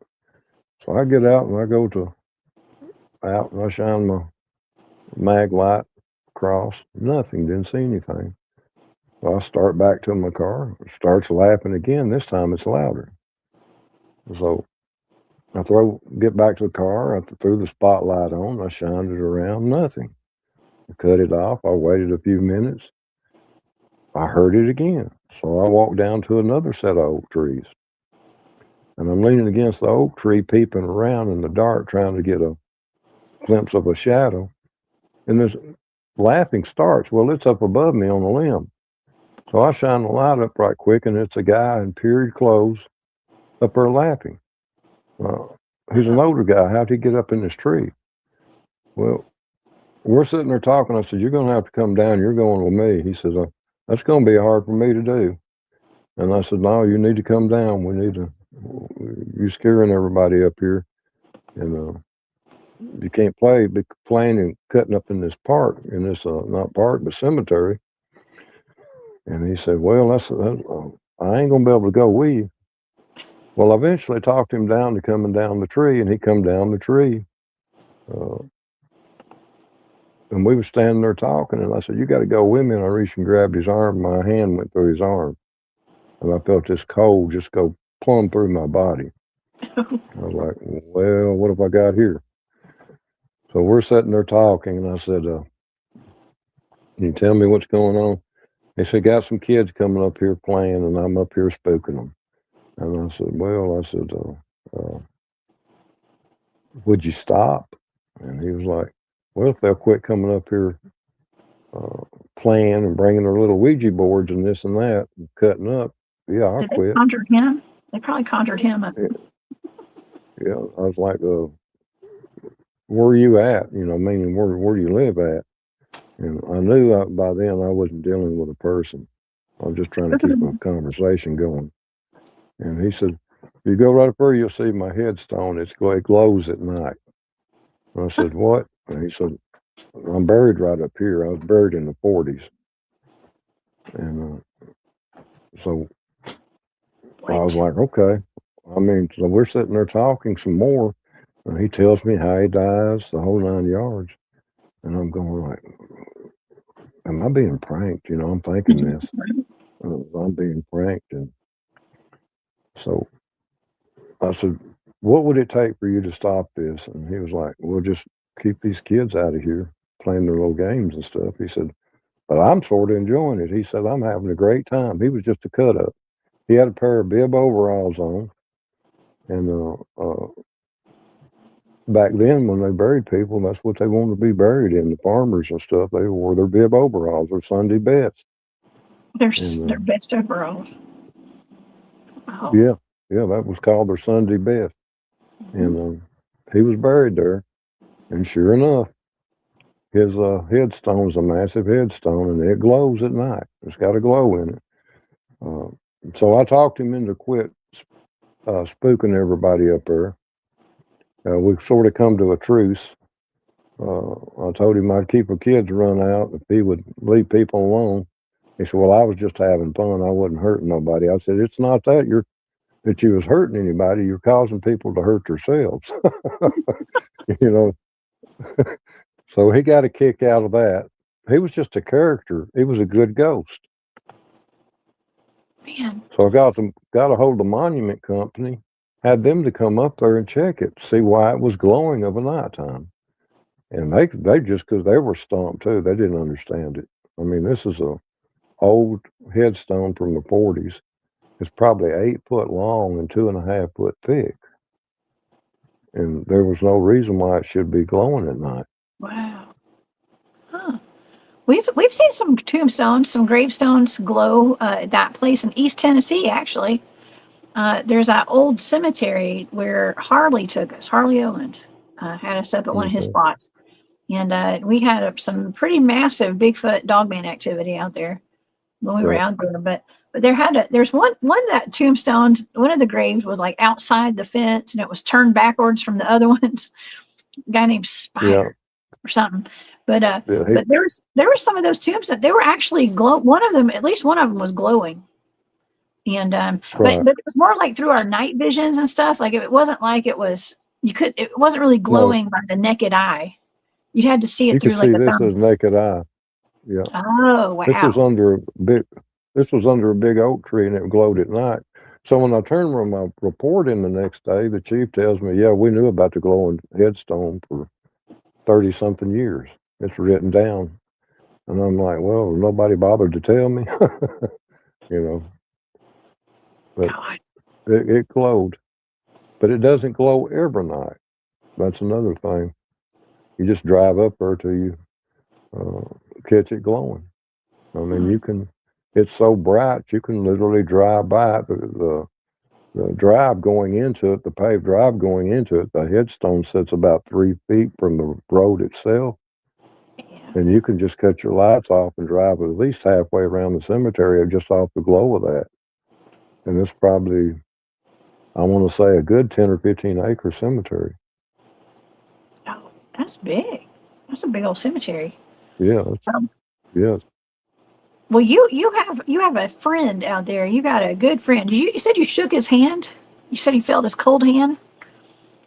No, when I went to grab him I didn't want him to know that I was going to carry him out of there, give him Yeah. a ride to the police department, because I thought I was being tricked. When I reached to grab his arm, my hand went through it, and I just felt that coldness. Oh my And God. when my hand went through his arm, I was like, wait a minute, this ain't games. This is the real deal. That is I'm dealing wow. with a ghost. Yeah, and the fact that you were just having a regular conversation with a guy, and it's like, yeah, I'm buried right here. Okay, that actually, Right. if you look at those Tesla cars, like they all have those cameras on them, and you can ride through a cemetery when you're driving a Tesla, and you can see all the dead people walking around your vehicle when you're in the cemetery. And so they're out there, they're hanging out, Hmm. So it's not shocking that you Right. would run into a real Right. ghost out there. Yeah, I mean, it was to me, but It's that shocking. first encounter, in the cemetery, I was expecting kids, to catch the kids. All the people that lived around there were calling in, complaining on them, and they had been kids up there just that particular night. I was expecting to catch the kids and put an end to it, and it wound up being a ghost. Oh my gosh. Well, there's just a He lot was of high just, strangeness out there. yeah, they was just sitting out on that big oak limb, laughing and having a big time. Oh my So it's God. just, Well, you did say something that caught my attention, and that was Ouija board. Okay. And yes, and so there's a lot of like conjuring stuff going on up there, and it is non-threatening as a Ouija board would seem, because they're made by Fisher Price, right? Is non-threatening. They're actually quite dangerous. And oh, when you, yeah, I won't allow one in my house. me My neither. my my stepdaughter bought one at a yard sale. Thought she was going to come in my house with it. I said, nope. If that comes through that door, you're going out with it. Oh man, yeah, they're not allowed in my house either. And as a matter of fact, I've gotten rid of most of my ghost hunting equipment too. I don't even like that in my house Right, because there's something about I would never turn any of that stuff on in my house because it does kind of open up a portal, so to speak, and right, you don't know what's going to show up in your house. Or in your farm or your property, and so right. I've got some thoughts on that winged creature still. I've had time to think about it since we've been on the show tonight. But first, I want to thank Nathan Davis. Thank you, Nathan, for that super sticker. You're welcome for bringing the heat. Thank you for that support. I do appreciate that. And I did want to mention a couple of comments too that I'm going to circle back around to these. Gary Spike Senior is in the house tonight. Thank you for being here, Gary Pops. He said, we found 14-inch cloven hoof tracks at Brown Springs. 14-inch? That's wild. Now, he left this comment when we were talking about the creature out at that farm, okay, out there in Whitleyville. But Right. that is huge. That kind of sounds like, actually, I think it was when we were talking about the one that was down in Montgomery, probably. That's huge. And cloven, that does seem like I hate to say like satanic or Lucifer or demonic. Okay, it's like that's just the feeling I get from that. That's the feeling I got. That's the feeling I got when I watched that one go in the barn. That it's something that it's above my pay grade. Yeah. Well, I feel like You know, things have been conjured there. We talk about like Bigfoot and Dogman being conjured, I guess you could call it. Summoned would be a better word, I guess, by Native American medicine people, potentially, to go and take care of the land out there. Now, considering that Indian burial mound had been destroyed right there in that area where you saw that winged creature the other day, and that man disappeared into the barn, I have to wonder right. because we're thinking. I'm thinking in my mind like the things that are conjured to protect the land would be like Bigfoot and Dogman, but that sounds like something way bigger than a Bigfoot or a Dogman. Way Well, more, when I was maybe on the hill, powerful. right, when I was on that hill before I seen this winged creature, I was following a dog man.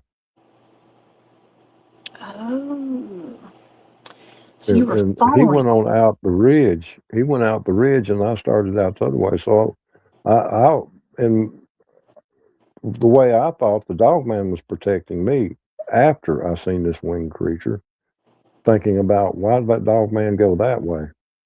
Because I wasn't fixing to go way back that ridge.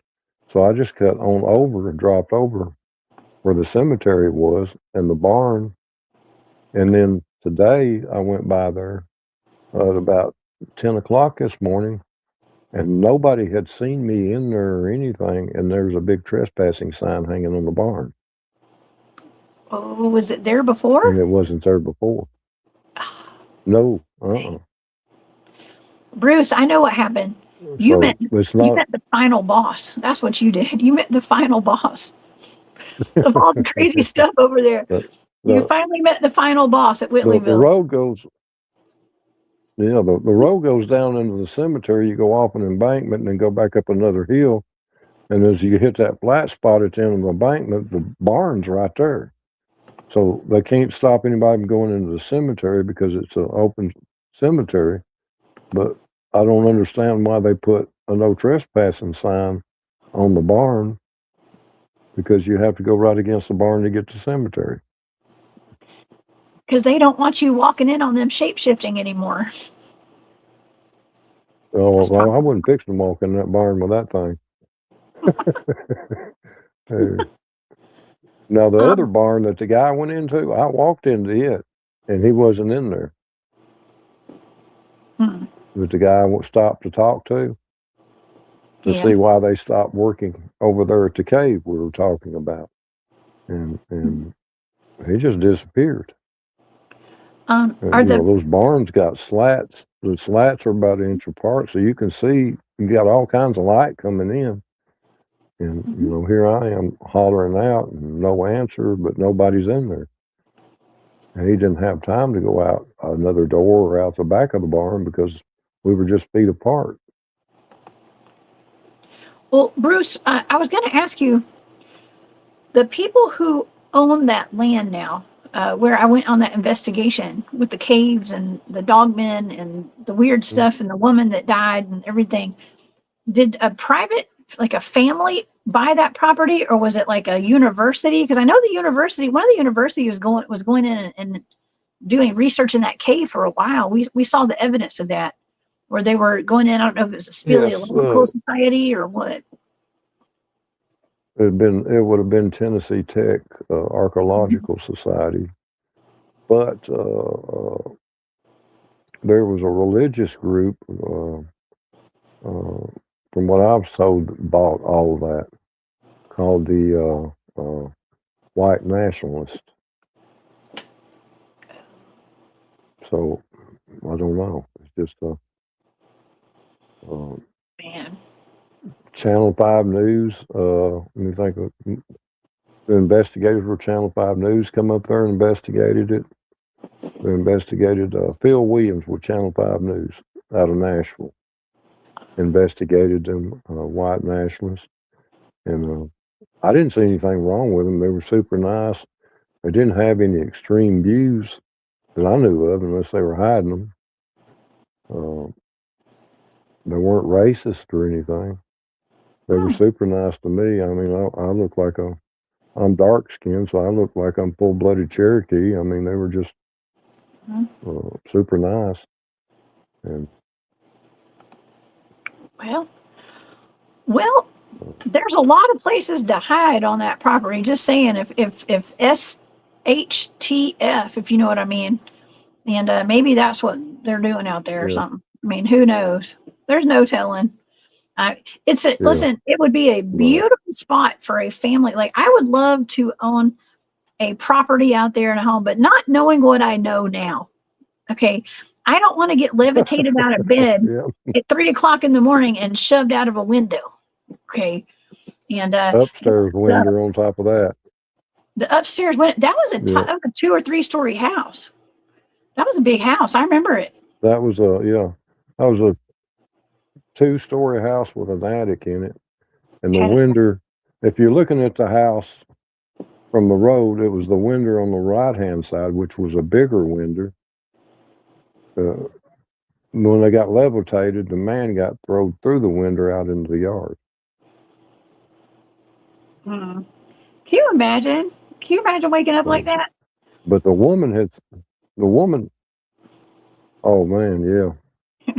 But what was wild is that the house burnt down the next night, Mm. and nobody was there. They had left. They weren't staying in it. Hmm. After that, run them out. They didn't. You know, she had seen a dog man in the backyard, and I'm just wondering. You know, it's like the old people saying, well, they didn't call dogmen. They called them lions. If you seen one, it was an omen or superstition or warning. I'm just wondering if the dog man that she seen was trying to warn the people that was living in that house. Oh, that's an interesting take on that. The Yeah, dog man warning the family to try to help the humans. My goodness. But dogmen get such a bad right. rap. They really Yeah, do. I don't know. They yeah, maybe need to help. yeah. I think they do too. I mean, uh, now when you get into the LBL, we're talking about a whole different story. Oh, We're yeah. talking about a lot of Indian mounds and a lot of cemeteries. So when you get into the dog man and stuff, you get into a lot of supernatural stuff like that. Something that might appear to be a dog man might be a supernatural creature. Yeah. Well, Uh, okay. So when I've you been to have the things, LBO. There's when a you have lot of things, dark energy out there. yes, when you have things running at you and you can't see it, you can pretty much say it's supernatural. Hmm. When you're being surrounded by entities and you can't see them, even with a flashlight, Hmm. even if it happens in the daytime, you can hear all the running, the footprints, the footsteps. You can hear everything, and any way you look, you don't see anything. It's all invisible. Hmm. Yeah. Uh, It's it's a kind of friend of like mine went up there deer hunting, got pushed out of a tree stand. pushing them out Yeah. of a tree stand. Every time we talk about LBL, yeah, you freeze up every time we get into that. I know our uh, connection gets yeah, laggy. he was in a Yeah. tree stand, but he had this. Yeah, he was in a tree stand, but he had a strap harness around him. What pushed him from the front, and he went out the side of the tree. So it wasn't something behind him that pushed him; it pushed him from the front, and God. that made a believer out of him on because he said he could feel all the fingerprints when it pushed his chest. Wow. That's pretty scary. There's a lot of hunters that go missing or die, mysterious deaths at the LBL, a couple of them. But of Yeah, course, people assume it was like dogman attacks or something. It's not just LBL; it's Texas, it's all over the country. Okay, hunters are always. Oh, there's a lot of mysterious deaths.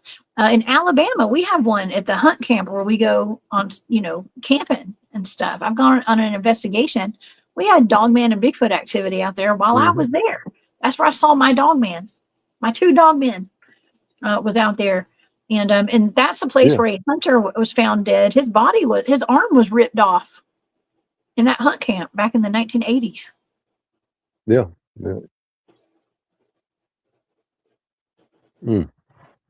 I know in the 90s, we used to have a bunch around Carthage that went to the LBL and hunted every deer season. And the main thing they would come back and say is, don't put a tent on the ground. Sleep in your car or sleep in a camper. If you put the tent on the ground, something's going to happen to you, meaning you could be unalived or you could come down with a bad sickness, all kinds of stuff. Because you have to pay attention to where the burial mounds are.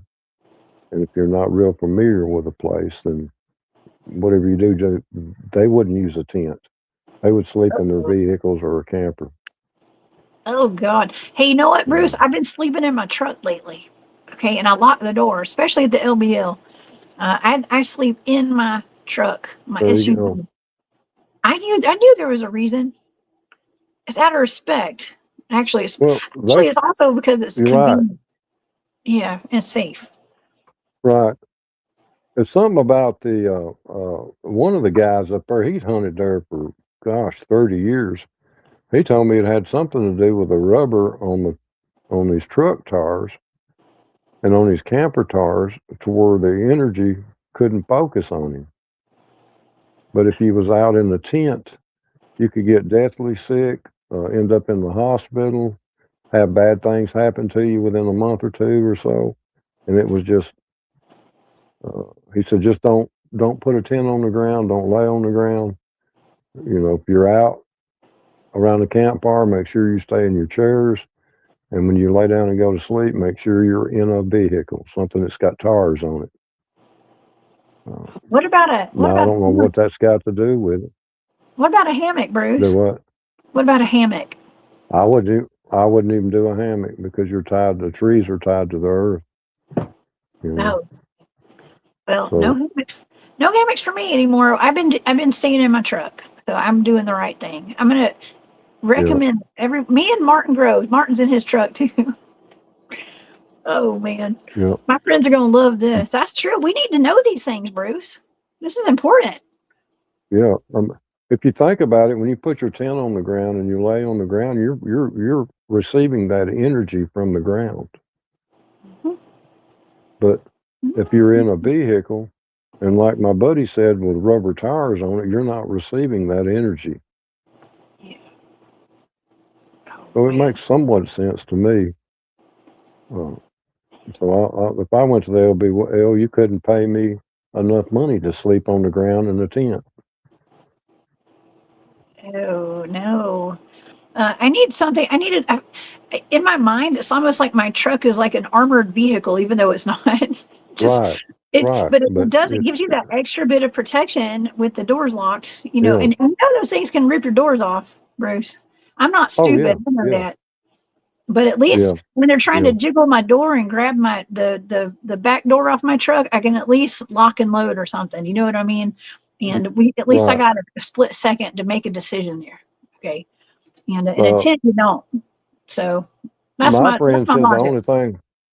Right. My friends said the only thing they've had to happen is like the camper would get pushed. Maybe the vehicle would get pushed. But that's about it. But out on the ground, you'd end up coming up sick, having stuff run at the tent, hit the tent, knock the tent down. You could be standing by the campfire, and then something just come out of the woods running at you, but there's nothing there. Mm-hmm. I mean, it would startle you. Yeah, that happened to us at the LBL. That did happen to us. Did y'all get like surrounded from different ambush? Yes. That's a spiritual thing there. That's coming from those mounds where the Indians protect those mounds. Okay. Bruce, can I tell you what happened? I think I told you what happened maybe, but I'll repeat a little bit. So we were camped out the first night that we were there. It was only me, war criminal, my friend Matt, and Martin Groves and Barton Nunley and Letitia. By the way, y'all, please say a prayer for Letitia tonight. Tish had to go to the hospital today, and she is having some health concerns. So y'all, please pray for them tonight and lift her up in prayer. And I love them to death. But we were out there, and Tish and Barton had gone to sleep in their tent, and they were in front of where my truck was, kind of. And I was camped out in my truck, but I wasn't asleep. I was by the fire with Matt. And it was 2:00 in the morning. Martin was in his truck behind us by the fire. And we were surrounded by an Indian burial mound. It was unmarked. They don't tell everybody that's the Indian burial mound, but it's a big one. No, they won't. They don't tell anybody. Martin knew that it was an Indian burial mound. And there were 2 other hills beside it, like ridges, I guess you call them, but big, tall hills, as tall as the Indian burial mound. They were very tall. So we had 3 hills behind us, and then in front of us, we had the lake. We were at a bay, at the land between the lakes. And then a little road ran out in front of us, and like there was one way in and one way out, one road that ran by the lake and would take you out. It was a long, long driveway out to one of the roads that took you to another road. It was in the middle of nowhere.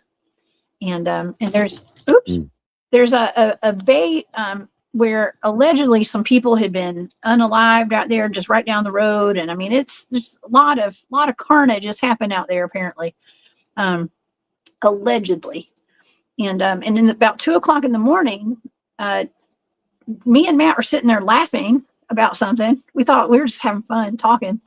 And all of a sudden somebody, it was a person, it sounded like a giant, came running down the hill behind me, the hill, not the burial man. The hill, and they were running on 2 legs, and it was so shocking. We were just like, oh.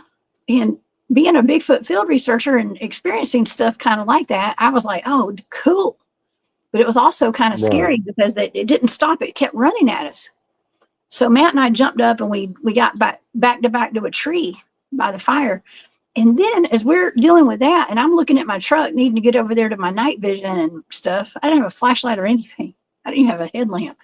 And so I needed to get to my truck because there was something coming at us. Well, as I started to go towards my truck, something came down that they started running down the Indian burial mound. So there were other ones. Yeah. It was a whole bunch of people is what it sounded like. But in my mind, I was thinking Bigfoot, but like we couldn't see them.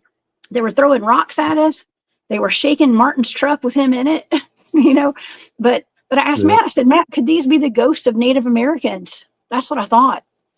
I felt like they were ghosts of the natives, or like warriors or something. They were coming to try to run us out of there. Yeah, I mean, they put spiritual guardians over those things, and like I said, don't sleep on the ground. If you learn anything tonight, don't sleep on the ground, because it's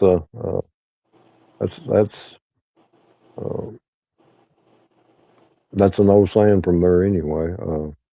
And plus, with the people I know that went up there, I would not go unless I went with somebody that was from the area or had been an experiencer in that area for a long, long time before I would go in there, because of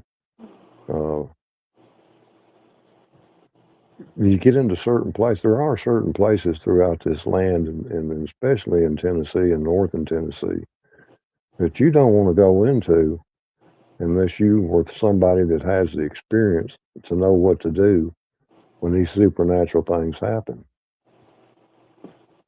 And it can be really, one person in particular, it was the same situation y'all were in. He was in his campfire. He was talking. Him and 2 more buddies were sitting there talking.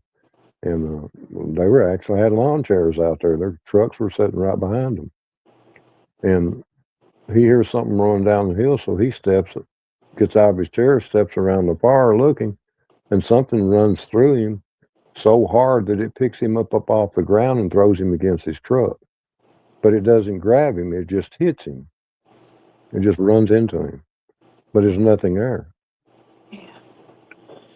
That's what we were experiencing at the LBL, Bruce, and like the way I described it. See, I've been making some like short videos from an interview that Martin did of me and Martin out there, and I was working on editing those videos today for Martin, and I was recalling like he interviewed me the next day after we had that ambush that night, and so everything was very fresh in my mind. Like, I mean, it was still like we were still out. We were at the campfire at the spot the next night, and I was being interviewed right there, and so it was like I think that what I said in this interview was like I felt like it was Bigfoot, but it was invisible. We couldn't see them. We could hear them. They were they were 10 feet in front of us, and we could not see them at all. And it was violent. I literally said the word violent, and we didn't get hit, but they were throwing rocks right in front of us. Like when I got to my truck, a rock crashed in the lake right in front of my truck when I got to my door, and I like was reaching for my door. They threw a rock at me, and there were rocks by Martin's truck. Martin's truck was literally moving, like, and they were pushing it. And when I got my night vision out, it wouldn't focus. I couldn't get it to focus. And then when it did focus, there was nothing out there. Right. But we could hear it. It was right in front of us, but we couldn't see. Yeah. It was invisible when your night vision, when you were trying to focus, it wouldn't focus because it was standing in front of your night vision. A lot of people, like I'll take binoculars into the night without night vision and use the moonlight, and you can pick up some really good stuff like that. But if they get too close into camp nothing will focus. Your camera or nothing will focus. I don't know why that is, but it happens. Oh yeah. Well, the cameras a lot of times our cameras will pick up stuff that our eyes can't see, and that happens a lot, of course. But that night vision is not like anything great. It's just like basic night vision. Like it ain't expensive like the good stuff. Right. Okay? But it was something. It was my lifeline. I felt like we needed it to survive. Like I literally told Matt, I was like, I feel like we need this to. We didn't know if we were going to survive that night. I know that sounds weird, but we were just I personally, I'm going to speak for myself. I had come to terms with the fact that I might not make it out of there that night. It was that bad. And and that's a possibility too. I do it myself, and other people do it. Just say an out loud prayer, and they'll be gone. Yeah. Start praying out loud, and they'll leave you. They know what it is. I was definitely praying, especially towards the end. It went on for an hour and a half, Bruce. It was an hour and a half of me and him standing back to back, basically. It was wild. I had a Gugway encounter, and I hope I never have another one. But when I said a prayer, he just stopped growling and showing me his teeth and walked off. Where did you see that, Bruce? It does work. I've seen that in Huntress County. I was up there actually following an ancient warrior's path and checking some cave systems. And when I'd come down to the creek, it was a spring there, and it was a fresh water spring, and I got me a good drink out of it, and was sitting there just kicked back relaxing because it was so much cooler with that rushing spring water. It was like a 30-degree difference sitting there than it was up on the side of the hill, a lot cooler. And I heard something that pushed over a tree. Well, trees fell. So I didn't bother to get up and turn around and look. And then I heard it again, another tree fell. Well, that's uncommon. So when I got up and looked, here he come down the hill, and all he was doing was growling at me and showing me his teeth. But his teeth were crooked and messed up. And he was scarred up real bad in the face, had big long scars across his lip. If it would have been the center, he would have been hair lip, but it was down the side. That's But, cool. You didn't get hurt. He didn't eat you. So that's good. well, no, I said a prayer real quick, and he just stood there for a minute and looked at me, no more growling, and turned around and walked off. Mhm. I mean, you have those encounters like that. Oh, yeah. Yeah. Spiritual protection is very important. Very important. Oh, yeah. You know, I've actually, so there have been times where I feel like I've put up too much light around me sometimes. I know this sounds terrible. Probably shouldn't even discuss it, but I'm going to go ahead and say it because I think it's important. So, there are places where we go where it's, where I'm going out there to do cryptid field research. I'm here for the cryptids. I'm here for it. I know the Right. dangers of it. Okay. And so, but, Right. I usually do put up a lot of spiritual protection around myself, but there are times where like we get out there and like nothing is coming around. And it's like, I question, I'm like, should I put up that much protection around myself? Like, man, there's nothing out here. Nothing wants to come, mess with us now because I did that, and I've thought that before. And that's okay because, everything happens for a reason. And there's probably something out there that I didn't need to be messing with. Okay. But that has Exactly. happened to me. There'd been a friendly Dogman or Bigfoot encounter that wouldn't have mattered for spiritual protection. That would probably, in my sense, even brought them in more. Oh, yeah. The ones that are up to no good, you put that spiritual protection up, they'll sidetrack you. They'll stay out of sight. Okay. Well, so that's good to know then. So put up the protection. Okay. Make sure you're protected. Yeah. The energetic spiritual protection. If you just wear a cross, pick the cross up, and I believe in the Father, the Son, and the Holy Ghost, and His protection. Kiss the cross, let it back down. If it's a gugway or anything like that, or a crawler, they're gone. A crawler will go quick. It'll go up the side of a tree and disappear just in the blink of an eye when you do that. Well, I want to thank Richard Cox, who's in the chat tonight. Richard, Rick is in here. Rick's been on the show before, and he actually gifted me with a beautiful cross necklace that he actually made for me. He gave it to me at the Bigfoot Town Hall recently. And so thank you, Richard. I saw Rick's in here, and I saw you in the chat. And I think actually, hold on. I want to just say he did leave a comment. I think it was about here it is. He said, hey, everybody, take a moment to please remember the 82nd anniversary of D-Day. And so today must be the anniversary of D-Day. So we do remember. Thank you so much for reminding us, Rick. I appreciate that. And so I will be wearing that necklace out in the field every time I go out there from here on out, because I think it is important to do that. But let's see. Yes, it really is. It really is. It is. It is. We have a question now. I don't know if you want to give these exact locations away, but Zach is asking. He said, "Can you give me any idea of what part of Smith County you've seen the Dogman in, or anything?" Because he's from Smith County. Oh, is that Zach McCall? Yes, Zach McCall. Oh, okay.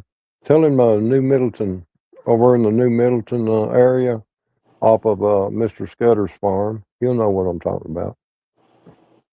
You heard it. You heard him. You heard him, Zach. Thank you, Bruce. That's yes, yeah. Zach. I hope that answered your question. That's great. Okay. Yeah. Let me see if I had another question. Oh, also, we had another question from Max, Life, Love, and Learning. What's up, Max? Max says, Jess, please ask Bruce what the Dogman pup's face looked like, and what did he do with it? What did you do with the puppy? What did its face look like, Bruce, when you picked up the Dogman puppy? The face was short nosed. He didn't have what we'd call hair. He was fuzz. He had clear eyes like glass marbles. He had no pupils. When you opened his mouth, the inside of his mouth was patched up like a chow dog, a black and pink. The lower fangs were just as long as the top fangs. The top fangs hung out to the side. The lower fangs went inside of a pocket into the gum. When he walked, when he used his front, I'm gonna say arms, he walked with the elbow and a hand touching the ground at the same time. So that'll give you an idea of how a dog man does.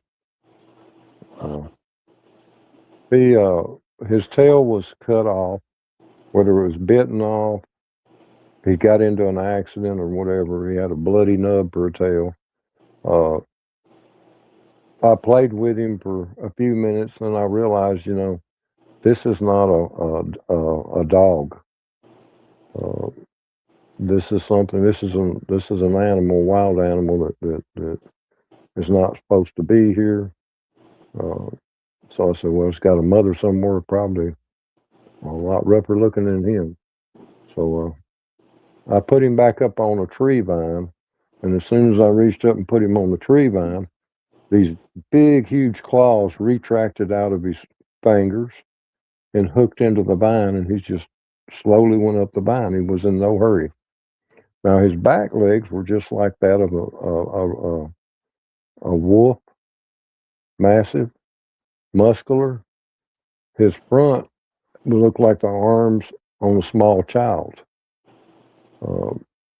The fingers were somewhat of like a raccoon-looking hand type, but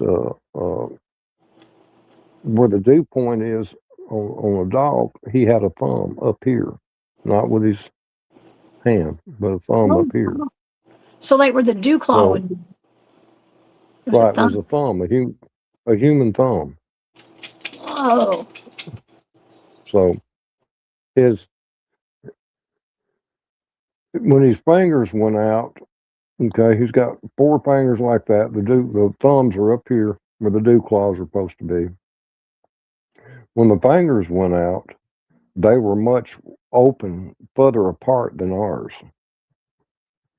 They were extremely widthful. They was probably as wide as they were long. They have the fingernails that we have, but they retracted.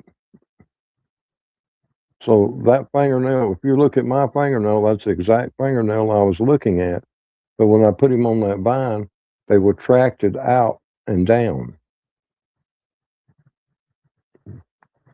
So that was a very unusual thing. So I knew I needed to try to get myself on away from that pup as far as I could, and I knew I had his scent on me because I'd set him in my lap playing with him, trying to figure out if somebody dumped the pup or something other. But after just a few seconds, I realized this is not normal,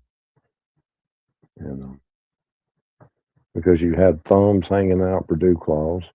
Yeah. You had fingers, that were extremely wide. They weren't thick, but they had extremely big gaps in between them.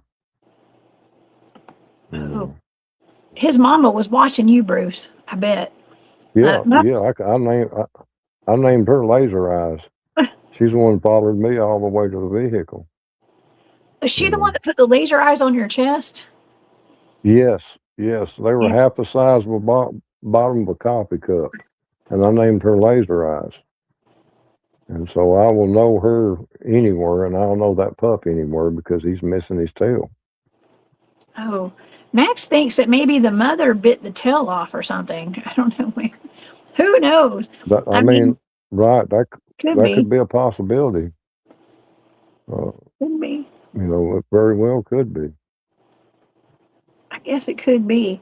Yeah, I mean, humans clip the tails and the ears of dogs. It wasn't. Yeah, but it wasn't a clean cut. I mean, I thought in my opinion, it was probably an accident, or maybe another animal had got a hold of it. Because while it was on that vine, when it went up the vine, it was in no hurry. I mean, it was just gradually going up the vine when I set it back up there. Man, that's one of my favorite dog man stories. when I talk about the claws retracting out of his foot and grabbing the vines, I'm saying the fingernails. The fingernails just like ours. That seemed So really he's got the cool. He's got the pink cuticle where we got that little white piece that goes across. Mm-hmm. His was solid pink under there. And he had a more of a, where we have a more of a cream colored fingernail under there. Mm-hmm. His was more clear. It was clear. So it made me think he wasn't that old, even though he was about 15 pounds. He couldn't have been that old. Mm-hmm. Well, and can we talk about his eyes one more time? I know we talked about it last time you were here, but his eyes had no pupils in them. They was just like glass, right? Is that how you described it? Right.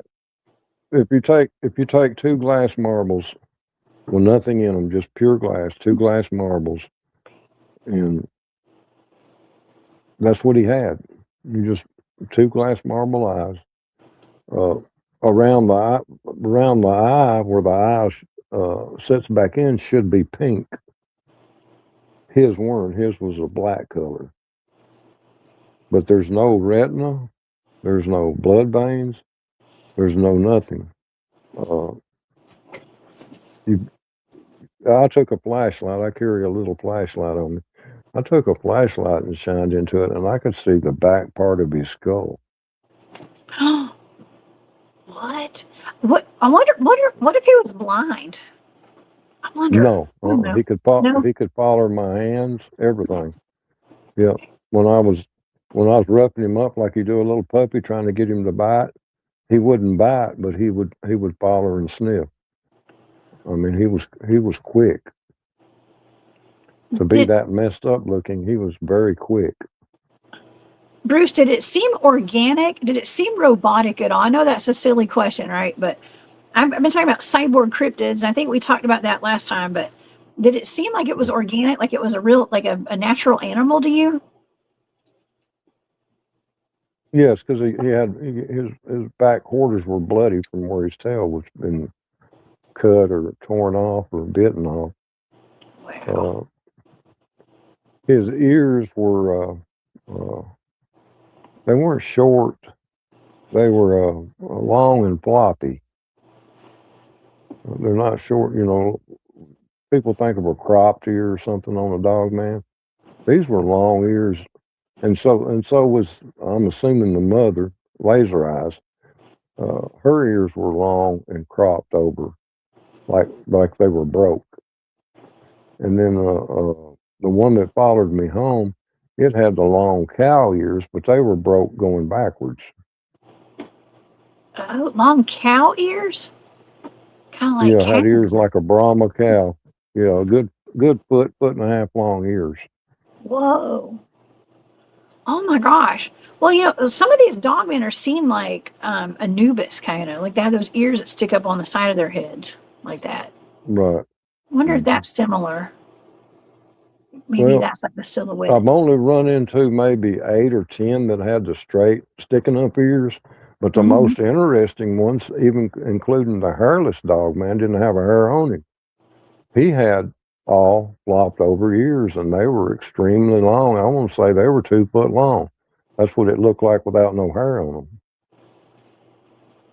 And he was pink skinned, and you could actually see the veins in his chest and stuff. He was like almost like you could call an albino, but no hair on him. Wow. That would be freaky to look at. That's wild. And I got a real close, good look at him. We come within feet of each other, going around a big rock in a creek. The next time I'm up there, I'm going to take a picture of that rock to show you. But it's a massive rock. Oh my gosh. And then right below that rock is a water hole where the spring runs into this big water hole that's made out of slate rock. But right in the center of this slate rock is one footprint, dogman footprint, in the bottom of it. And to show you how long the stride is, when I measured it, it was 8 foot from each side of the bank, either way you went. One spot was 9 foot. So when he made that one step in the middle, he had to have at least a 4 to 5 foot step before his other foot come down. Oh my God. Yeah. Or he was leaping or something. What can you describe to me what the footprints look like? Because I just did a show Thursday night on the Whitehall creature out of New York. And that was at first in the 1972, it was described as like a dog man. And then in 1976, the report started getting more Bigfoot like. But they were all calling this one creature the Whitehall creature. I think there was a bunch of creatures out there. Okay. But somebody was like, oh, there was an 18-inch track of a wolf man or something. And that's possible, right? But the biggest one I found is a 12-inch. And so that's right up there. If it's that's in the pretty mud, big. it could be.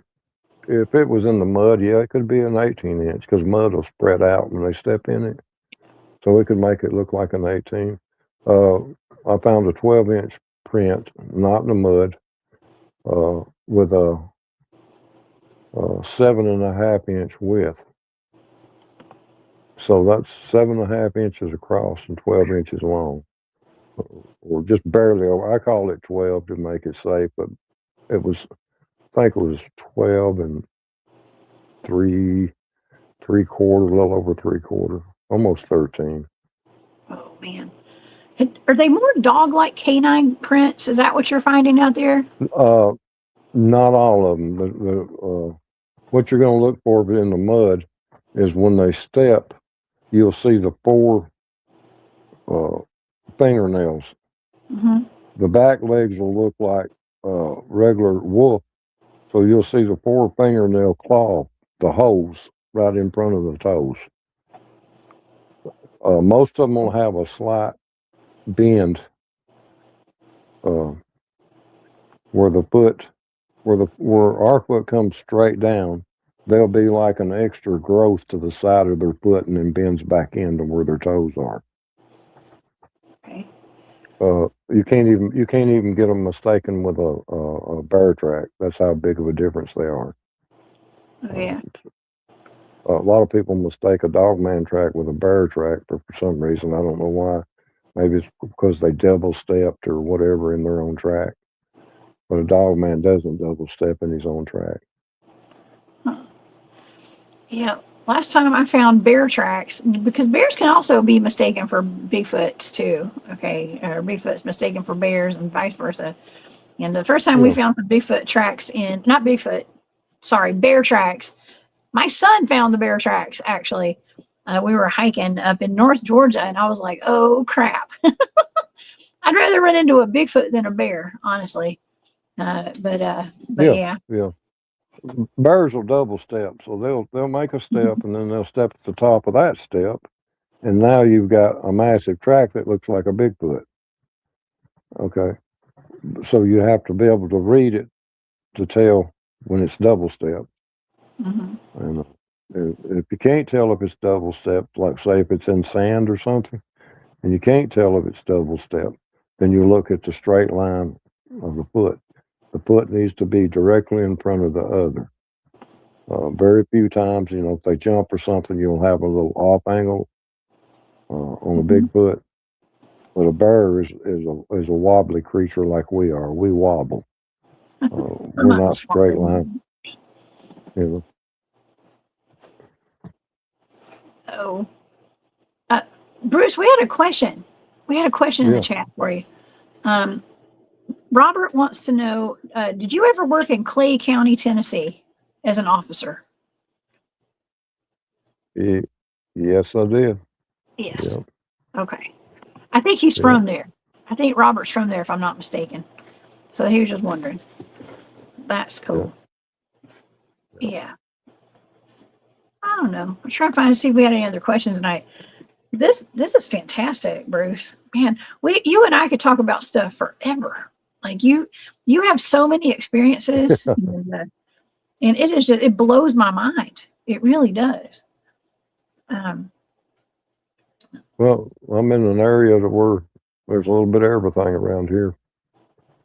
Yeah, there it is. including the final boss of all Skinwalkers. Just kidding. Out Yep. there. That's what we're gonna call that thing, because I don't even know what to call that. I don't know what that is. It just sounds like something kind of evil, personally. Or I mean, if it was super Exactly. evil, you wouldn't be here right now, probably. I don't know. Right. Well, I didn't go in the barn, I'll say that much, but that might have saved me. It might have been trying to lead me in there. Oh man. Well, there's that one barn across the road, and where the other cave was that the guys went in. We were looking for arrowheads and stuff out there, and I think I froze up there for a minute. But we were looking for arrowheads and stuff, and there's this huge barn back there. The guys went and did an investigation of that barn one night, and it was we were just convinced there were dogmen out there in that barn, just absolutely convinced there was something out there in those barns. So I'm not shocked that you experienced that at all. I'm not. Yeah, that's a high strange area there. It sure is. Dogman who was going out the ridge. Yeah, I don't have any problem. I don't have any problems believing that the researchers were experiencing that in that barn back there, because that goes into a vast wilderness when you get back there so far. Yeah, it does. Uh, Yeah, it does. Bruce, do you think that the dogmen do you think they're living inside those caves? yeah, I think Dogman and Bigfoot and these crawlers and stuff all utilize cave systems. Uh, the So you need to be real careful when you go up on the cave system. You need to sort of know the information of the land. Yeah. Really, I mean, if you go into a cave and there's enough wet spots there to where you can pick up tracks or anything, you need to sort of look at that before you advance too far into one. You need to look to make sure it wasn't sealed. And what I mean by that is you'll have big flat rocks that the medicine man or other types will seal them off. We'll put these entities in these cave systems and then seal them off to where they can't ever exit. If that ever gets broken down and the spell broke, then they can get out and you can see some strange things. Well, I think they've broken out. That's what I think. And I hate to say that, but with all the activity that happened out there, with even us being there and all that, I mean, there not a whole lot happened when I was there, but we did a pretty thorough investigation. Other than those entities that came out as stick figures in that cave, but if somebody's digging into that cave with like a front loader or backhoe or whatever that is, I mean, that's broken right there. Yeah. How many researchers did you have with you? We had, I'm going to say about 8 or 10 of us. I think there were about 8 of us. I think there were probably about 8 of us. You need to, or less. I can't remember. To scale down to about 2 or 3. And, yeah. That way they get used to your scent. You know, your Bigfoot and Dogman. They get used to your scent. When you get that many out there, it sort of causes them to stay back. Mm-hmm. I don't. I believe that you get too many cross scents going. It's the same way with deer or any other animal. You get too many cross scents out there in the woods, a deer and stuff will go into hiding. Cross it. Well, we're extra stinky too, so that's probably why they stayed away. That doesn't hurt anything, because every now and then you'll run into a Bigfoot that smells pretty bad and a dog man. But, yeah, we can compete with them probably. I'm just kidding. Yeah. But just get that earthy smell on you, and rub a little bit. That way it'll cover up the sausage and egg and biscuits you have for breakfast. So buying sausages. Yeah, buying sausage. Hey, that's a processed meat, so they'll think it's a fresh kill. That won't scare them off. Well, I'm glad that I didn't take any kind of rocks or anything from that area. I usually pick up a piece of quartz or something. I don't know. I've got a bad habit of doing that. Picking up a little piece of quartz sometimes and, crystals and stuff, taking them Yeah. home. That is not the place to do that out there at all. Do you think that land, I mean, I think it's cursed. Dare I say cursed? Yeah, I mean, you got the Indian mounds, and the Indians were very, very spiritual people, and they protected their burial sites. And even when they weren't there, they would leave spirits. They'd call on spirits to help protect that. When you go in there and you disturb all that, there's no telling what you brought out. The creature that I seen, I firmly believe, come out of that Indian mound from spiritual Yeah. awakenings from it being torn down, or that cave, because the crawlers were sealed in that cave. It could have been another entity put in there for protection.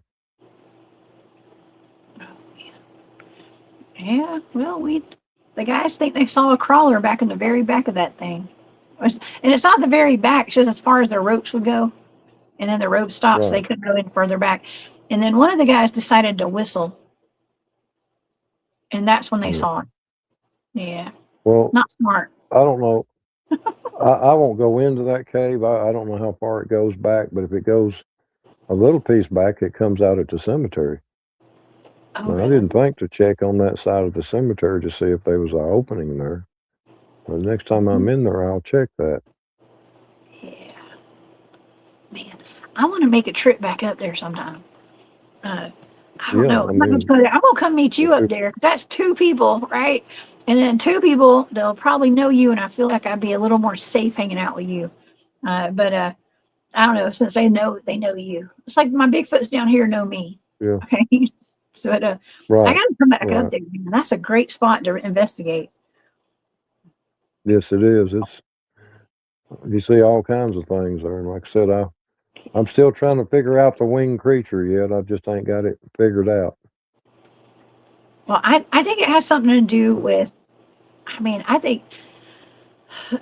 know if I want to say protecting that land right there or what, but I think it's got something to do with that Indian burial mound that was taken out. That's what I think.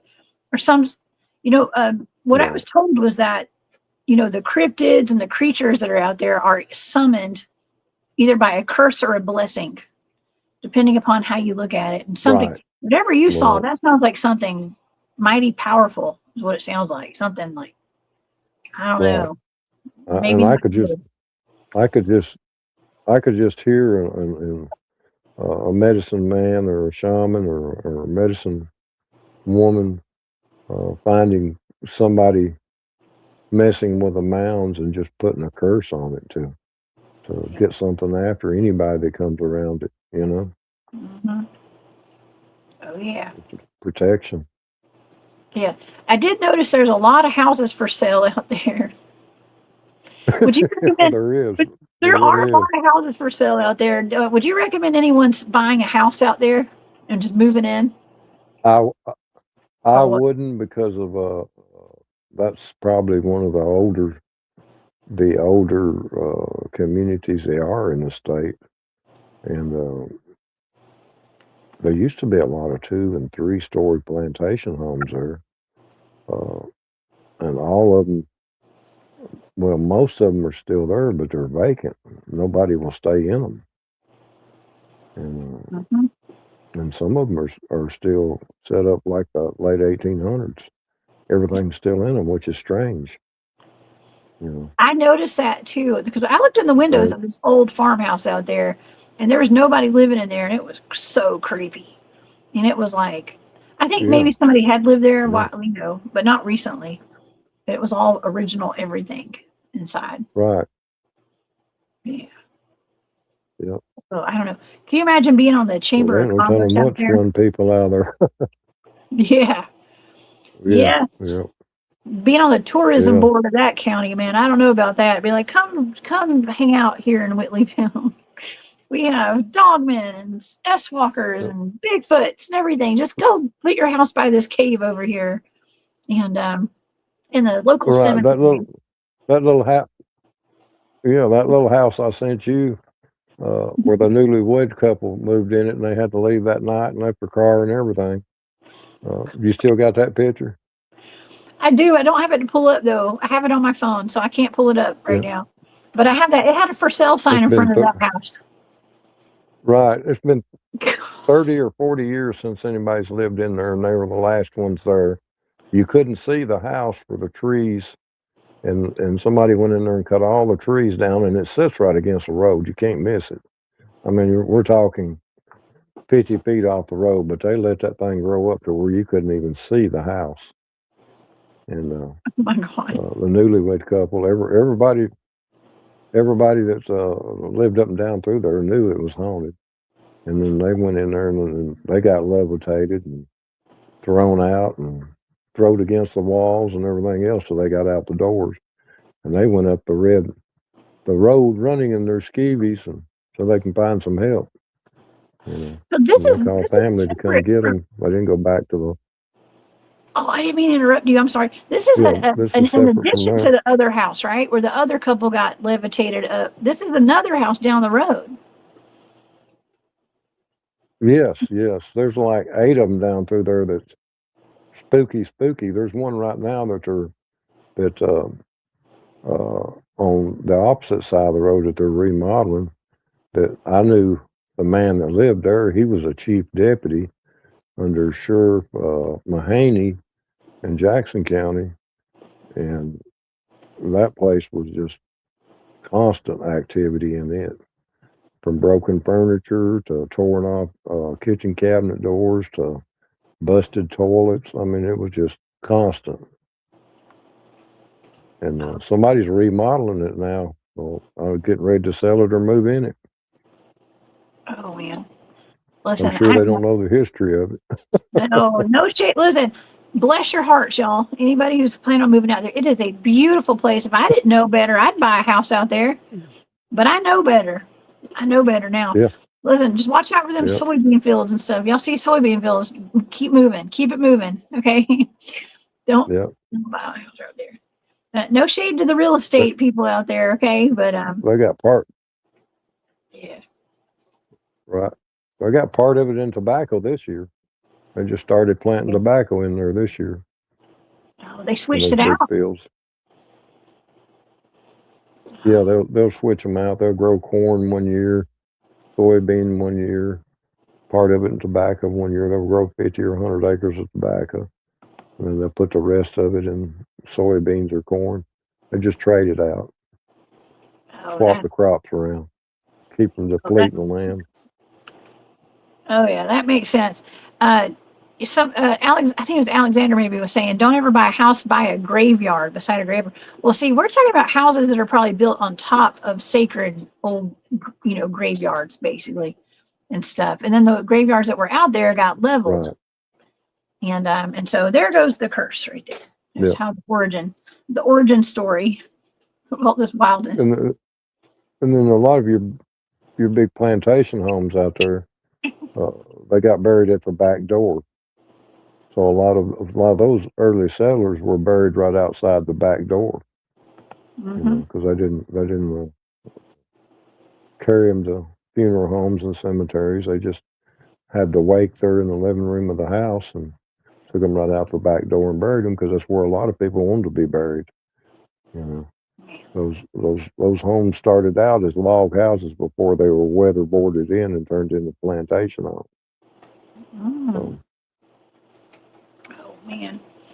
Well, yes, you never know, y'all. Do some thorough history on get to go to the what do you go the courthouse, I guess, Bruce. You go to the courthouse and get all the deeds and look up all the history of who's yeah, died in the house and all that before you buy. always when you get a new house or buy a house or rent a house or lease a house, always have a house blessing done. Just have it blessed. If anything's going to show up, it'll show up during the blessing. and then you kick it out of Because there. a lot of people will hide. Yeah, a lot of people will hide that stuff from you so they can get rid of the place. You know, You know, like it's cheap. they won't Let's tell get you. this house half price. Half price sell, everybody. Somebody come buy this house. Yeah, It's yeah, not sell. We'll bring yeah, you cookies to the opening if you'll just buy this house. We'll practically give it away. And yeah. free levitation. Got a great, Okay. You get got a great deal. You won't never be by yourself. some of them, you Yeah, get boots walking at night and chairs flying across the room. right. And sometimes you'll wake up flying in the air, floating above your bed. Yeah, Just make sure your windows are shut and locked so that you don't get tossed out a window. Okay. So I don't know. Man, yeah. Bruce, Get by the board shutters where they fold in. It's in hurricane board shutters. shutters, and they'll fold in from the inside and lock. Yeah, so you don't Like get thrown out. people are like, why does this house have padlocks on the window shutters? What's going on here? I'll tell you. It's wild. It's wild. But yeah, well, Bruce, this has been a great show tonight and very informative, and I've thoroughly enjoyed it. And thank you for being so open and so candid with us. And you know, it means a lot to me that you came on with me tonight and shared all this with us. And so thank you from the bottom of my heart for being here tonight. And I hope you'll come back I and see me appreciate again. it. Oh yeah, anytime. I enjoyed myself. Had a great time. If you can figure out what that thing is in the barn, let me know. We might go try to catch it. I'll come down and help you. Okay, how about that? I'll Yeah, bring my. I need one of those that'll Ghostbuster work. packs with like they Yeah, you know, with the plasma guns and stuff. That's what we need. Come down there yeah. with the ghost hunter We'll backpack. get us a turkey net that's got them rockets on it. We can shoot a big net across it, and we might be able to figure out what it is. Yes, we'll come up with some something with some southern ingenuity. Okay, and we'll Yeah, get there you we'll go. do some demon traps. We'll trap some winged demon things. Max was saying, Yeah. Bruce, maybe the winged fallen angel demon. Maybe it was a winged fallen angel demon you saw. That's what Max thinks. And Oh, it could be. I mean, I'm open. I'm open to the suggestions because I'm trying to figure it out too. So yeah, anything's possible when you're dealing with something that strange. Well, I don't know what it is. yeah, You know. yeah, I'm with Zinji. It says truth is more real than people think. The truth is stranger than fiction, actually. Too. That is Yes. it's Yes. wild. Yeah. Yes. Yeah, The truth will set you free, but it'll scare the crap out of you at the same time. it will. It'll scare Yeah. you right out your britches sometimes. Yes, Yep. Robin. Yep. Thank you, Robin, for that. Cheerio Sounds. Jane says, I hope that everyone has sweet dreams after this show tonight. Yeah. Tell him I'm going to try to get busy for a few minutes and try to forget it too, because even though I witness this and then talk about it, you relive it again. So I'm seeing this creature over and over, and yeah, you have to get it out of your mind. If you don't, you'll go to sleep with it on your mind and dream about it. There you go. Yes. Alexander, we're going to call Ghostbusters. Or you can call Jessica and Bruce. Okay. We'll come out. Zach's wondering, Bruce, are you going to the Tennessee Wildman Con next month in McMinnville? Will you be at that? I'm on. Is it next month?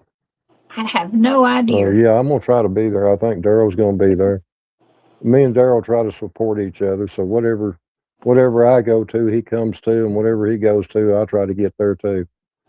So Daryl's a good guy. Yes, and you're world right, of it. Daryl Denton. Daryl Denton Yeah. with Bigfoot believers and other creatures over on Facebook and all.